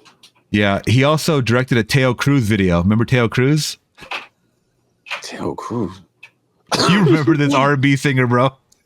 I probably do. Do. So he was a music video director. He did Nickelback video. He did Teo Cruz and Flow Rider, and that's all you got to know, homie. Yeah, that's all you need to know. And then he directed The Hills Have Eyes too. Yeah. Do they ask you to respond or react to Flow Rider on like when you on Rumble? Like, yo, let me hear that Flow Rider. Surprisingly not. I like Flow Rider music. Never? Like it's You good like club. Flow Rider? It's good club music. I mean, I don't take it seriously. Yo, you like Flow Rider? You like Flow Rider? I'm just asking Bro, their request. Q. I don't listen to Flow Rider in the car. I'm telling you that if a Flow Rider song comes on in the club, I'm gonna dance. I mean, what do you want me to know? Yeah. You know, I like you know, as long as you ain't driving down the street, but like apple bottom jeans, boots with the fur. That is one of the classic bangers, though, for sure. It is a classic banger too. You know what I'm saying? Like yo, you go to I shoot the weddings. If I'm shooting a Caucasian wedding, you throw that on. Oh, it's time to get dialed, bro. If you throw on Flow Rider, Pitbull, T-Pain, if you throw on any of those, bro, I mean, come on. White people love that shit. Yeah. LMFAO. Buy you a drink. Yeah. Some LMFAO too. Yeah. Some up-tempo Chris Brown. You know, everybody's want to start dancing, so. Yeah, for Black Wedding, you want everybody to get up. Take it back now, y'all. Everybody. Oh yeah. What's up? 2 times. Dude. They all gonna get up. Yep, I'm telling you. Or they gonna hustle to anything. You know what I'm saying? Oh yeah. I don't even know how to do it that good, but I was just pretending to bet and not do the moves fully. But yeah, right. I don't know how we got from The Hills Have Eyes to Flow Rider, but fuck it. The Flow Rider and weddings. Yeah. Well, let me ask you before we get into some trivia for this movie. What did you think of it overall? And what was your score?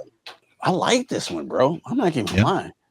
I did like this movie. I thought it was brutal. I thought it was definitely a fucking horror movie all day. I really liked the characters. I thought it slowed down a little bit in that second act. You know what I'm saying? I thought it was, like you said, I agree. It took a while to get really going with the characters, but they had to introduce us all to the characters. Yeah. I think the older one, you know what I'm saying, introduced us a little faster and was a little bit more fast paced to that. And then I think the second half of this movie slowed down a little bit, but I did like the third act, even though it was so many mutants, I was confused. If I had to give it a score, I was thinking about like a 3.5 to a 4. So I'm gonna settle right now. It could get a 4 to a 3. The special effects were so good. I'm going 3.8. That's it. That's why I go. I was going with 3.5, but like them effects and how about 3.8 and a half? How about that? 3.8 and a half. And a half. Yeah, that's what I'm talking about. No, what you give it? I'm really curious your score. I actually am really torn because I don't do halves, but this one is a little above, because I know last week we gave for me, I gave Texas Chainsaw Massacre, the remake, a 4 out of 5. I gave that a 4 out of 5. And that's pretty high, especially for a remake, because I liked a little more of the characters in this one. I like the way, we're talking about a legacy character, bro. We're talking about Leatherface and the family, and then also R. Lee. I mean, come on, the sheriff, Yeah. This one,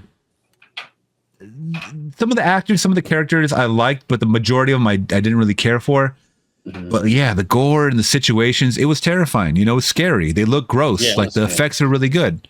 Even the CGI, some of the parts that had CGI, they were okay. Like the burning, when the dad's burning, you could tell it was a mixture of practical and CGI. Like on the close-up shots and the fire, you could tell a little bit CGI, but that's fine. It's not a big deal. But I'm gonna have to go with a half on this one and give it a 3.5 out of 5. Yeah, just above average, but not a 4. Yeah. That's why I think I'm right there with you. You know what I'm saying? I think I'm right there with you. Then I start thinking about the effects, like, 3.8, but that don't make any sense. So, like, 3.5, I think I'm there with you. I think I'm there with you, to be honest. Okay.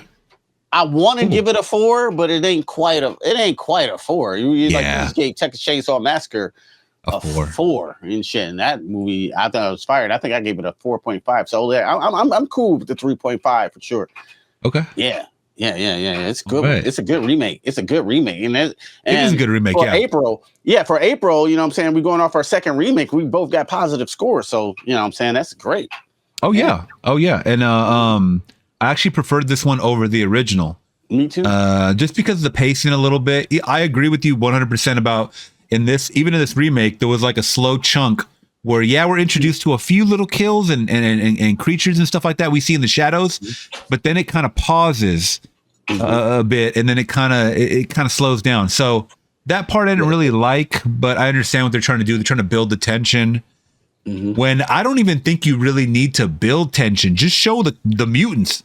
That's what it is called The Hills Have Eyes for a reason. People are watching you. So just show us that immediately.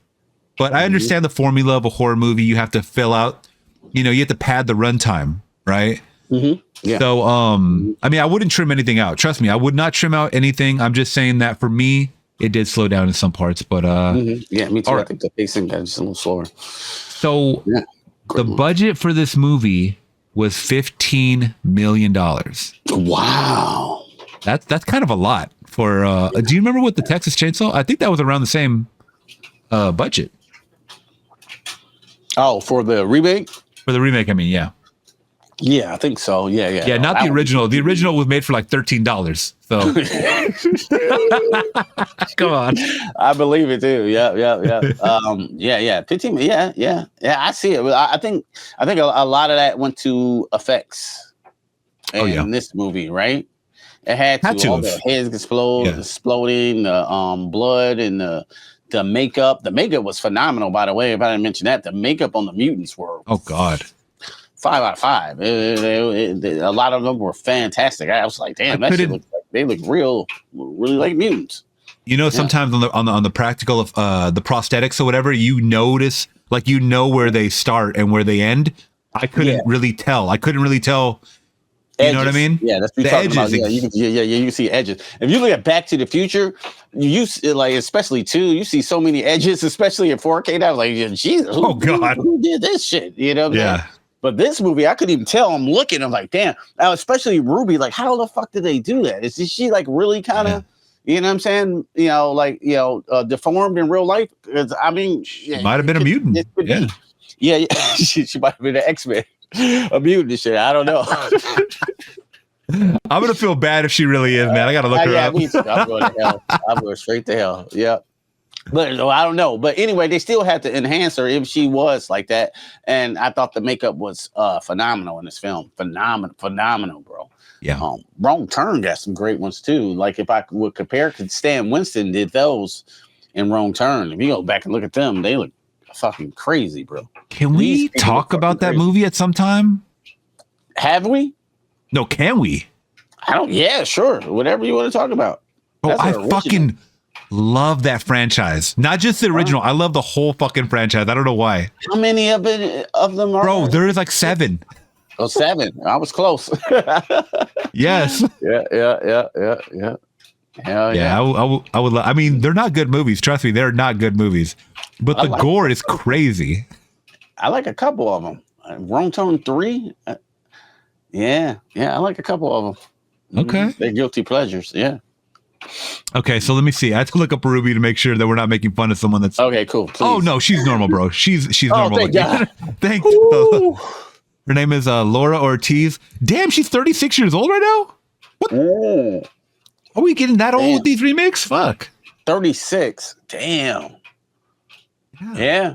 10 years ago was 2016. Damn. However old she was, probably a teenager or something like that. Yeah. Yep. Mm-hmm. Shouts out Laura Ortiz. You are not a mutant. You are not the mutant. You are not the mutant. All right, let's get into some trivia, man. This is a long podcast. Oh, yep. Sorry. No, you're good. You're good. I'm having fun. Okay. So the gas station set was built on location in Morocco. They filmed this in Morocco. It was so authentic that occasionally someone not involved in the production would stop by to buy gas. No fucking way.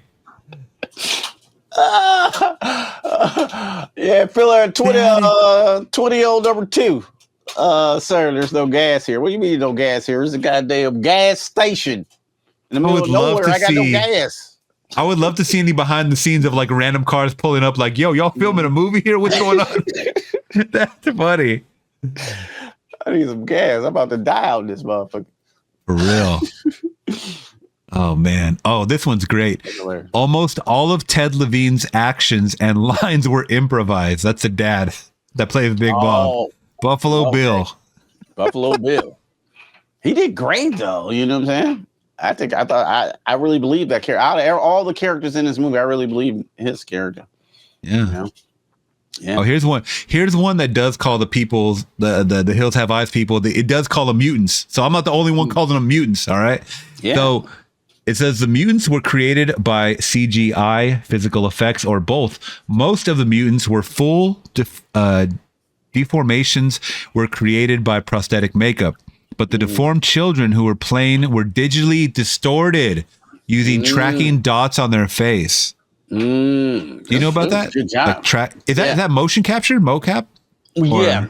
So yeah, like they throw the dots on their face just so they know where to. Because I do it, you know what I'm saying, when I'm doing the fucking, you know, my metahuman stuff. So like they just know. So it's like the dots.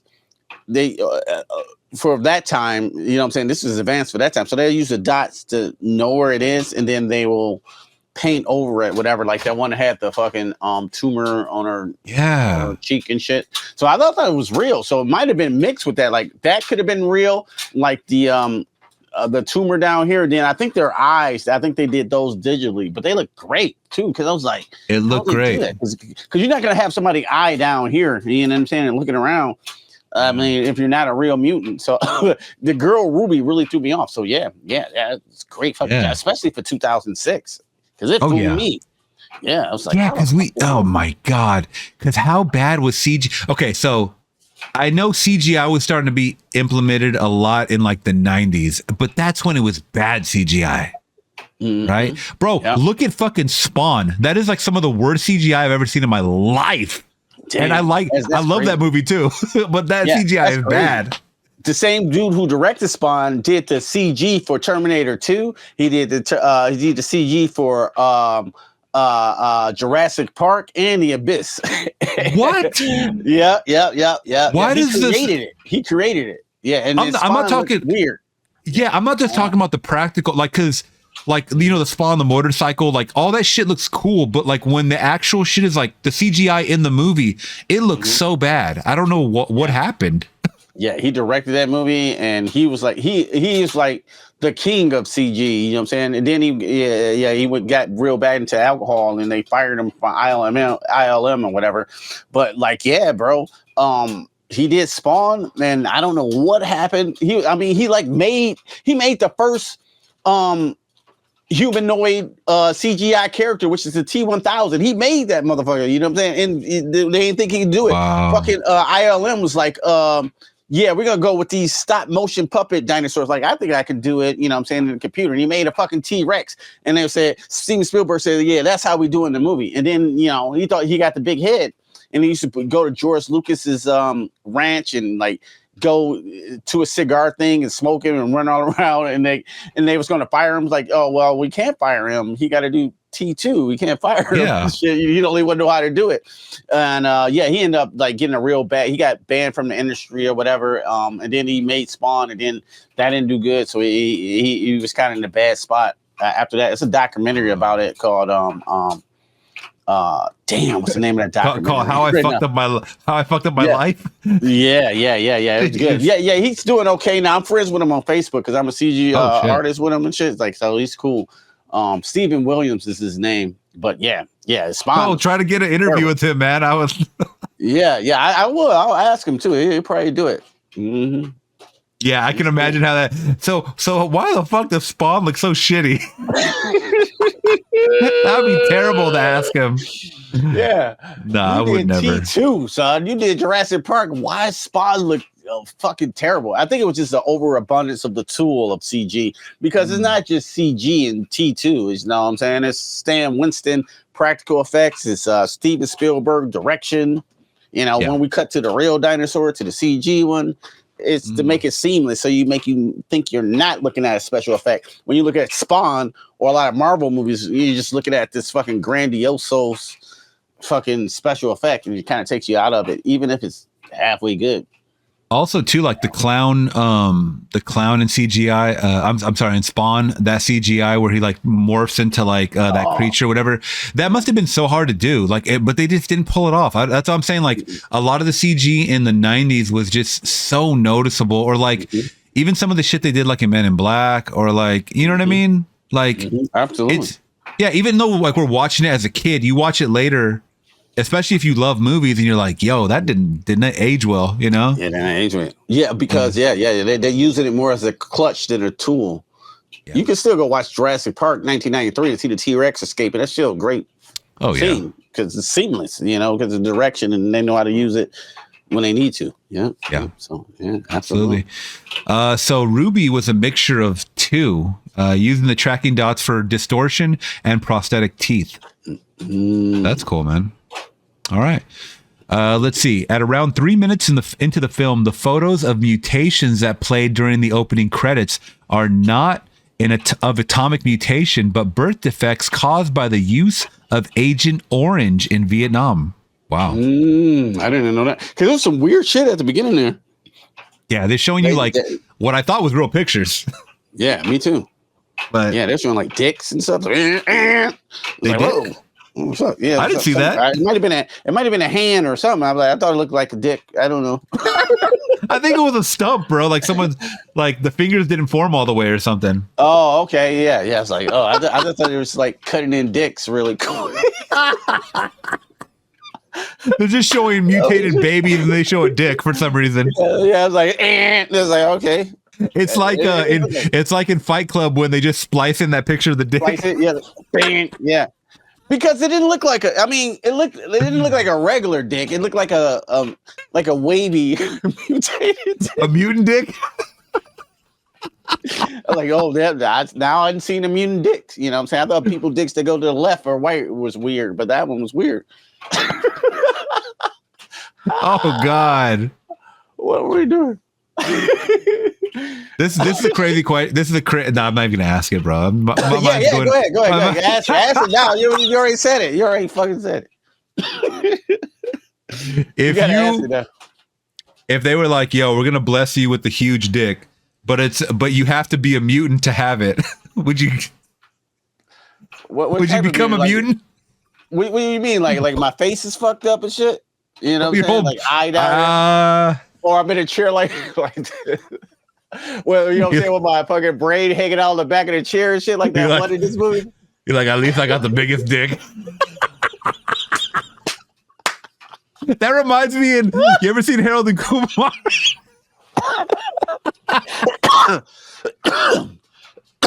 You ever seen Harold and Kumar? Yeah. Go to White Castle? Oh yes, I love that movie, bro. When they get thrown in jail, or Harold does, and then the black dude's in the cell with them. Oh, and he's like,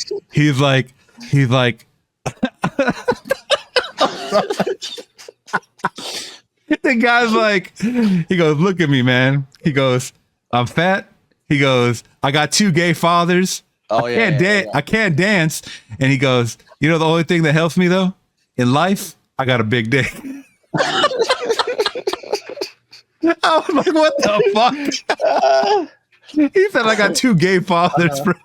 And I can't dance. I was like, oh God. Oh man, that was funny. So you never answered that question though. I'm good, bro. I'm not. I don't wanna be a mutant. Yeah, I would not want to be a mutant.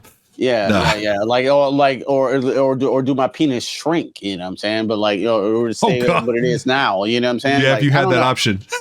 If it's just like if we can take the middle road, like I don't have to be a mutant, have a super dick. If I could just have my regular dick I have but now, if you could be a half mutant though, like you could be a half mutant and have big dick. So like your arm will be like look like a stub or nub or I don't know, mutated a little bit. Like it'd be like up here and shit, like by my neck and shit. I don't know. I don't know. Or you get the tumor on the neck. You get the tumor on the neck. No, because ain't nobody gonna give you no pussy anyway. If you, that's no matter true. if you got a big dick or not, you know what I'm saying? If you fucking a fucking mutated, a mutant. You have to make some money at the freak show or something at the circus. Oh yeah. Then you can get, you know what I'm saying, played by the other freaks at the show because she got a beard or some fucking oh God, some crazy ass shit. The bearded lady, you know. So like I don't know. Yeah, you'll probably have more luck at the freak show with the big. They go, oh yeah, and all the freaks say, oh yeah. Fucking, man, we've gone full freak. Igor got the big old dick back there too. He's a mutant, but hey, that dick is real. We've gone full freak talk on this podcast, man. I'm done. But I do have a trivia fact about the lady you were talking about, the shaved head woman. Mm-hmm. She played Big Mama. Why do they always gotta have big in front of their names? Big Pop, Big Jupiter, Big Mama. Big Mama. She agreed to shave her head for $1,000 in the movie. Nice.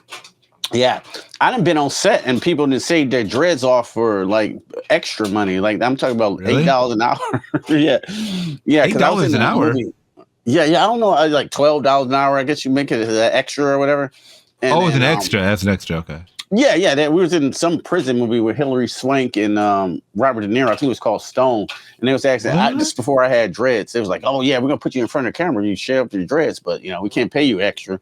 And he shaved this shit off and had it in a bag. I was like, shit. Had it in a bag? What, is he going to attach them later or what? No. I mean, he probably sell it. Yeah, I don't know. I don't know what the fuck he... Damn. I don't know. He's like, here, give us the Hillary Swank. See what she can do with it. Yes. Yep. All right, next trivia fact. Excuse me, I'm choking over here. There was allegedly great difficulty shooting the scenes where a gun was pointed at the baby. Not because the child was too scared, but because it kept trying to play with the gun. That is funny. That should be in a blooper. And then the child, he's putting his hand in the in the barrel and shit, or just holding the gun. Yeah, I can definitely see that. Yeah. That is crazy. Funny, man. He wasn't even scared. He don't know. The baby don't know what the gun is. You know what I'm saying? He don't know. Yeah. Doesn't know the extent of what's happening. Temperature soared in excess of 120 degrees Fahrenheit on the Moroccan desert set. Oh my God, bro. 120 degrees out there? That's your heat out there right now, ain't it? No, hell no. I don't live in the desert. Yeah, it was actually warm today. It was 81, but for spring, that's kind of warm. Oh, we were 75. We thought it was summertime, bro. Oh, yeah. I was going to say, like, 70s for us is like normal all year round, but all this rain and shit that we've been getting is really abnormal. So, but 120, man, ain't nothing. That's like Florida heat in summer. Yeah, bro. Yeah, I've been in Florida in the summertime, and there ain't no. And that humidity, oh God, can't do that. Yeah, it's crazy. I have been to Cali one time, driving through Cali with my boy, and I actually went to one of those ghost towns that we were right before California. I think in the hills of California, or up where Billy the Kid hideout was and shit. We rolled through a town and it just was literally a ghost town, like that movie with those mannequins and shit in the window and shit. But there was no one there and shit. What town was literally, this? I'm not even kidding you. I don't even know. We just rolled through it. It was like we were driving a U-Haul truck because we had to drive somebody's car across country because they were moving to Cali, and we drove. My friend liked to take the scenic route and the craziest routes, and we rolled through a literal ghost town. It looked like it was from the 50s or some shit. I'd never seen shit like that ever. I'm looking up a video right now. It says abandoned ghost town, site of mass murder and Billy the Kid something. That might. Oh, here it is. American Ghost Town. Oh, maybe images and video footage from abandoned American ghost town where notorious gunslinger Billy the Kid is said to have hid during the 1800s. Yeah, I remember like going through that ghost town, then like, you know, driving a little bit, and then you can go actually to the spot where Billy the Kid was hiding out. We didn't stop right there, but we kind of stopped right there. It was cool. I like shit like this. Like I like towns like this. It was like way in the hills of Cali, or I don't know where the fuck. It was either New Mexico or Cali. It was like way up there. Let me see if it says where. Yeah, it looks like everything is all boarded up and graffitied and stuff like that. Yeah, this shit was weird, bro. I ain't never seen no shit like that. It was like a literal ghost town, like you see in the movies, like you hear about. But like, oh, this is real. I just thought it was only in the movies. I didn't think they had literal ghost towns. It's actually in Arizona, so it's a state over. Yeah, it might have been Arizona. Yeah. Yeah, it's a popular stop along Route 66. But has now been now is abandoned for almost 50 years. Yeah, that's why I guess that's where I had to ride through. Yeah, oh wow, some of these pictures are beautiful. Like, you know, people take those time lapse shots of like the sky. You can see all like the constellations and the stars and shit. See, that's a beautiful thing about the desert, though. Even though we're talking about the hills have eyes, you can see everything out there in the sky at night because there's no smog or pollution or anything. You come out here or LA or whatever, you cannot see a single star in the sky because of all the pollution, unfortunately. Yeah, absolutely. Because I remember we were driving to Cali. I think we stopped in Arizona or whatever, middle of the night, and just got out and looked at the sky. It was pitch black, but you could see everything. It was, you know, I'm from Detroit, so I don't see shit like that. I was like, it was like being on another planet, bro. It was crazy. Yeah. Yeah, my dad lives out in the desert, and he has this app on his phone where like you point it at the sky and it tells you like where the constellations are, like lining up or whatever. And it's so clear out there, you could just really point. He lives out there where they filmed Nope, Jordan Peele. Yes. That's why I love Nope so much, because I love the landscape and I love just looking at them. Like, just look at all this. I'm like, that's why I love that movie for. I was like, I just want to see that, you know? Yeah, that's what makes me really believe that. Since most of us live in like, you know, congested cities or whatever, so we can't see shit like that on a normal basis, but maybe out there people can. You never know. Yeah. That's true. Yeah. Okay, so the original film was threatened with an X rating. Accordingly, this film was also threatened with an NC-17 rating, probably because of the grape scene, I'm sure. Yeah, you know? And I didn't even notice the grape scene until you It's probably trimmed down. I'm sure it was probably trimmed down a little bit. Because I was like, because I remember hearing that happen, but like I was looking at it, I was like, I don't know if it happened in this one because I thought he stopped it, but I guess you said they was doing it. Like I said, it's like very slight. He does pull down his pants, like it shows him pulling down his pants, and then he pulls down her. I think she might have had like pajamas on or something. He pulls it down, and then you could see like. You know how there's the in focus shot and the out of focus shot? So the out of focus shot in the background, you could see him like thrusting on her. Like, and I'm like, he already had his pants down at that point, so I don't think he's dry humping her. You know what I mean? I think they're implying that he did that. He did that, you know? And that's that mutant dick too. That's God, I don't want to even. But he got the big dick. No, I don't even. I'm hoping he didn't. No, I'm hoping he didn't, bro. We got to move on from this. You brought it up. I know. That's funny. Sandstorms occurred on a daily basis throughout the shooting of this film in Morocco. Damn, so they got to deal with the heat, 120 degree Fahrenheit heat and sandstorms. Damn. Yeah, you can't film sandstorms. They're fucking the cameras and shit. Yeah. Yep. It says about 2 minutes were cut to achieve an R rating for this film. 2 minutes. That might have been that scene that I was talking about. Maybe so. Yeah, and maybe maybe it was some gratuitous violence. Like, I'm pretty sure they exploded that fucking dude's head in a chair. I'm pretty sure he had a gruesome one. I bet they cut that. Oh yeah. I don't know though. I don't know. I'm just guessing. No, that's true too. Yeah. Yeah, that's too good to pass up. Well, here's one about the crater. So the nuclear crater that Doug encounters is completely computer generated. Damn, that's pretty good. The crater with all the cars in it. Oh, okay. Yeah. Remember they pan out and then they show a bunch of craters like around. That was all CGI. Mm-hmm. Yeah, that's pretty good, especially for 2006. That was cold. Yeah.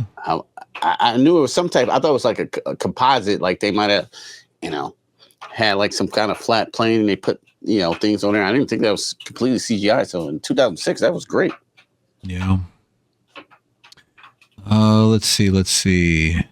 KMB Group Inc. spent over 6 months designing the mutants, first using 3D designer tools such as ZBrush, allowing them to use a computer to generate their sculptures. After the prosthetics were made, they could be fitted to the actors before filming.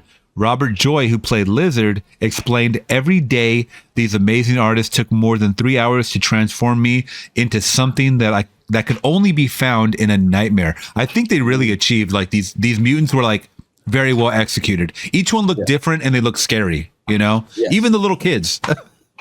Yeah, they like I said, the makeup was like easy 5 out of 5. I mean, it was phenomenal. They look really like fucking mutants from the desert. Yeah. Yeah. Phenomenal job by KMB. I love those guys too. Yeah. Walking Oh Dead. yeah, they're legends. Yeah, legends. Nicotero. Total legend. Come on, bro.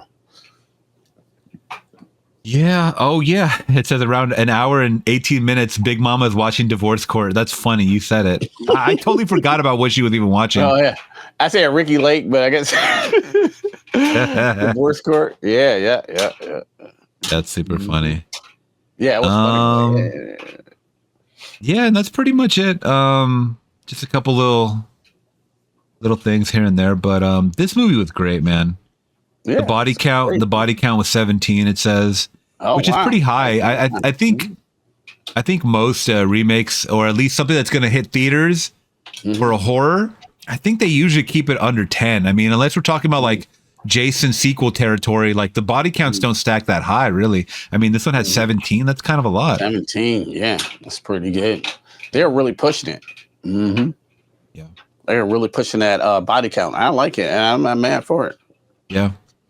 And there it is, man. We went over a couple of hours talking about The Hills Have Eyes and everything that goes along with it and our thoughts. And man, it was a good one, man. I would definitely rewatch it again. Like I said, I want to own a physical Blu-ray copy of it. If someone has it out there, I will buy it off you, hopefully for cheap. But yeah, I like this one. Weirdly, it was my first time watching it. I don't remember ever watching this. Isn't that weird?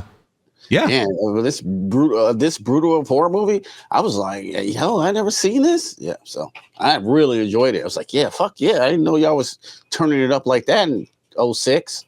Let's go. Does it make you want to watch the sequel to this remake? It does, but like you said though, it might not be that great, but like if I can find a sequel streaming somewhere and just watch it here, I probably will watch it, But I don't know. If it get on my nerves, I'll probably just turn it off. I think we'll know in like 2 seconds if we're gonna want to watch it. If it's like whoever puts it out, and then the quality of what we're watching, like I'm talking about camera quality, the acting quality. If it doesn't grasp us like this one did in the first couple minutes, we're probably gonna turn it off. Yeah, we're probably turning it off. You know what I'm saying? If it's just, if we get save a lot budget, you know what I'm saying? Like, we out. Yep. Yeah. If it looks like a Tubi exclusive, bro, I'm turning that shit off. You know what I mean? Like, I'm not investing time. Yep. Absolutely. I will click on it though, just to see, but like if it don't hold my attention within the first 15, I'm out. I'm intrigued. Yeah. All right, man. So next up, what do we got? So we're recording this on the 9th, April 9th, and there's a couple things coming up. So you and I had talked about this last week. The Late Night with the Devil is coming out on the 19th on digital, right? Or on Shudder. Is that what it is? Yeah, Shudder or I believe on Screenbox? Shudder. Yep. Yeah. Okay. Shudder. Yep. Mm-hmm. I would love to watch that and talk that with. Have you seen that movie already in theaters or no? No, I have not seen it. So that'd be our first time. That'd be I'm hearing great things about that. Yeah. I would love to kind of shimmy that into this remake month. I mean, it's not a remake, but just shimmy in a new movie like that. I just want to see that movie and talk about it with you. Yeah. Speaking of April 19th, Abigail comes out on April 19th, the vampire movie by A24. Wait, is A24 doing that? That's not A24, is it? Yeah, look it up, bro. Are you sure? Sir. Yeah. Oh, now I might want to watch it. Because at first I was like, okay, it kind of looks like it might be. I ain't even watched the trailer yet, but I looked at the premise. But yeah, that's A20 Fizzle. Why can't I not spell this? Okay, here we go. I don't know how to spell it. Don't ask me. I got it. Abigail, bro, it's Universal. What are you talking about? No, it's not. That's what it said. Am I wrong again? What I say last week? You're tricking our audience, bro. Monkey Paw. Oh, Monkey Paw. And then you said the Poltergeist mom tonight. Come on, bro. What is happening? Yeah. I thought that was A24. I just looked somewhere, man. Yeah, I'm probably wrong. Let me see. That's the first thing that came up was that company. That's the vampire girl, right? Yeah. That's the one that has what's her name in it? Melissa Barrera is in it. And then Catherine Newton is in it, who was also in Lisa Frankenstein. We just saw. Oh, okay. Yeah. I watched Lisa Frankenstein. We didn't really care for that one, but like this is. It does have Giancarlo Esposito. I mean, it has a good little cast, but Dan Stevens. Who's Dan Stevens? Oh, he's in The Guest. I believe he's in that movie, The Guest. Oh yeah. Which that was a pretty creepy one. It looks all right, but it looks like it might be kind of like Ready or Not, like kind of a little funny, but also scary and like gory. It's probably gonna be really gory. This is Universal was doing so. Yeah. I know. Universal loves this shit, bro. I mean, they did the whole fucking Halloween shit. So yeah, it's still Universal. They don't do. They hit or miss too. You know? Yeah. I think this one might be fun, like a fun, campy horror type of movie. Why are you playing The Hills Have Eyes in the background? What are you doing? Oh yeah. You trying to get me claimed over here, or what are you doing? Well, it's on Tubi. It ain't claimed, right? Well, you get to give me copyright claimed over here, man. It's Tubi. It is on Tubi. And I hope you guys are watching the YouTube video of this, man. This guy's all over the place tonight. This movie Abigail has Angus Cloud. This is like his last movie, I think, before he just recently died. Who's Angus Cloud? You've seen him. Look up Angus Cloud. I believe he was in Euphoria too. Yeah, he was in Euphoria. Oh, that one guy, the young guy with the bank robbing movie. Bezco. The bank robbing movie, exactly. The lottery ticket. I forgot the name of the movie. Yeah, Lucky Day. Great, man. Lucky Day. Yeah. I don't know why he killed himself, man. He was great, bro. He was a great actor. I mean, why does anybody writer strike do that? Yeah, it was a weird time because that writer strike. A lot of actors wouldn't get any money, and maybe just I don't know, man. But it's unfortunate. I mean, he was a working actor. I think this one was his last movie, possibly. There's another one called Freaky Tales coming out this year. Freaky Tales. With oh my god, bro, Pedro Pascal, Tom Hanks, Ben Mendelsohn. Damn. And god damn, that's like a fucking powerhouse. What the hell? Yeah, Tom Hanks, Pedro Pascal, him. Yeah, Angus Cloud, and I have no clue what this is. I don't know. But, I never heard that one. Yeah, that's Oscar award-winning actors right there. Though. Yeah. I mean, it sounds like he was still actively doing movies, but yeah, it's sad, man. Yeah, I don't know. I don't know. You never know what's going on with somebody, Yeah. So. But Abigail is coming out. I kind of want to. On my way for streamer for that, but yeah. I'll let you know how it is. Yeah, Okay. I'll probably go see it. Yeah. And then what I was gonna ask you, I don't know if we should skip on it or just try it out for the channel. What do you think about doing a 420 horror movie? Yeah. What? Yeah, I was thinking about that too. Like today, what movie could that be? Maybe not necessarily a movie that because I looked it up. There's a list, and it's like it looks like the shittiest like Tubi movies of all time. But I have fun with those. But maybe we could talk like the horror movies that we watch, like stoner, like stoner comedies, like you could just throw on, but necessarily they're not just weed movies, but like I'm trying to think of ones that doesn't have drugs, but they all have drugs in them. I'm cool. Like let's say Scary Movie or something. Like Scary Movie is kind of like a stoner movie, even though they got that shorty character that's always smoking weed. But something that you could throw on 420 or something like that. You know what I mean? And just like play in the background, but horror related. I don't know. We can kind of brainstorm it a little bit. Or yeah. I don't know. It's some good ones. I think. Yeah. If we can think about it, we can throw on like some good stoner horror movies. You know what? One is great to me. Which one? I don't know if you ever seen it before. Idle Hands with Devin Sawa, Jessica Alba. My crush, Remember baby. Jessica What year was Alba that? in that movie, bro? 1999.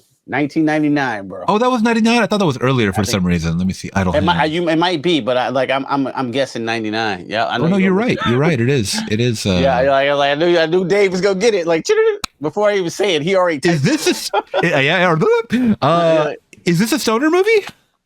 Hell yeah, it's a stoner movie. The whole thing, he'd be smoking weed, you know what I'm saying, the whole time, and then he gets his arm. I don't remember. I don't really remember this movie. Let's do this one, bro. Let's do Idle Hands. I'm kind of with this, bro. Yeah. Idle Hands. Jessica Alba, Devin Sawa, who was Stan. What's his name? Seth Green, right? Is that his name? Seth Green, yeah. Okay, I kind of remember this movie a little bit. That movie's hilarious, bro. Oh, that is. And it's kind of scary. It got some good horror elements in it too. So, yeah. Bro, Vivica Fox is in this movie?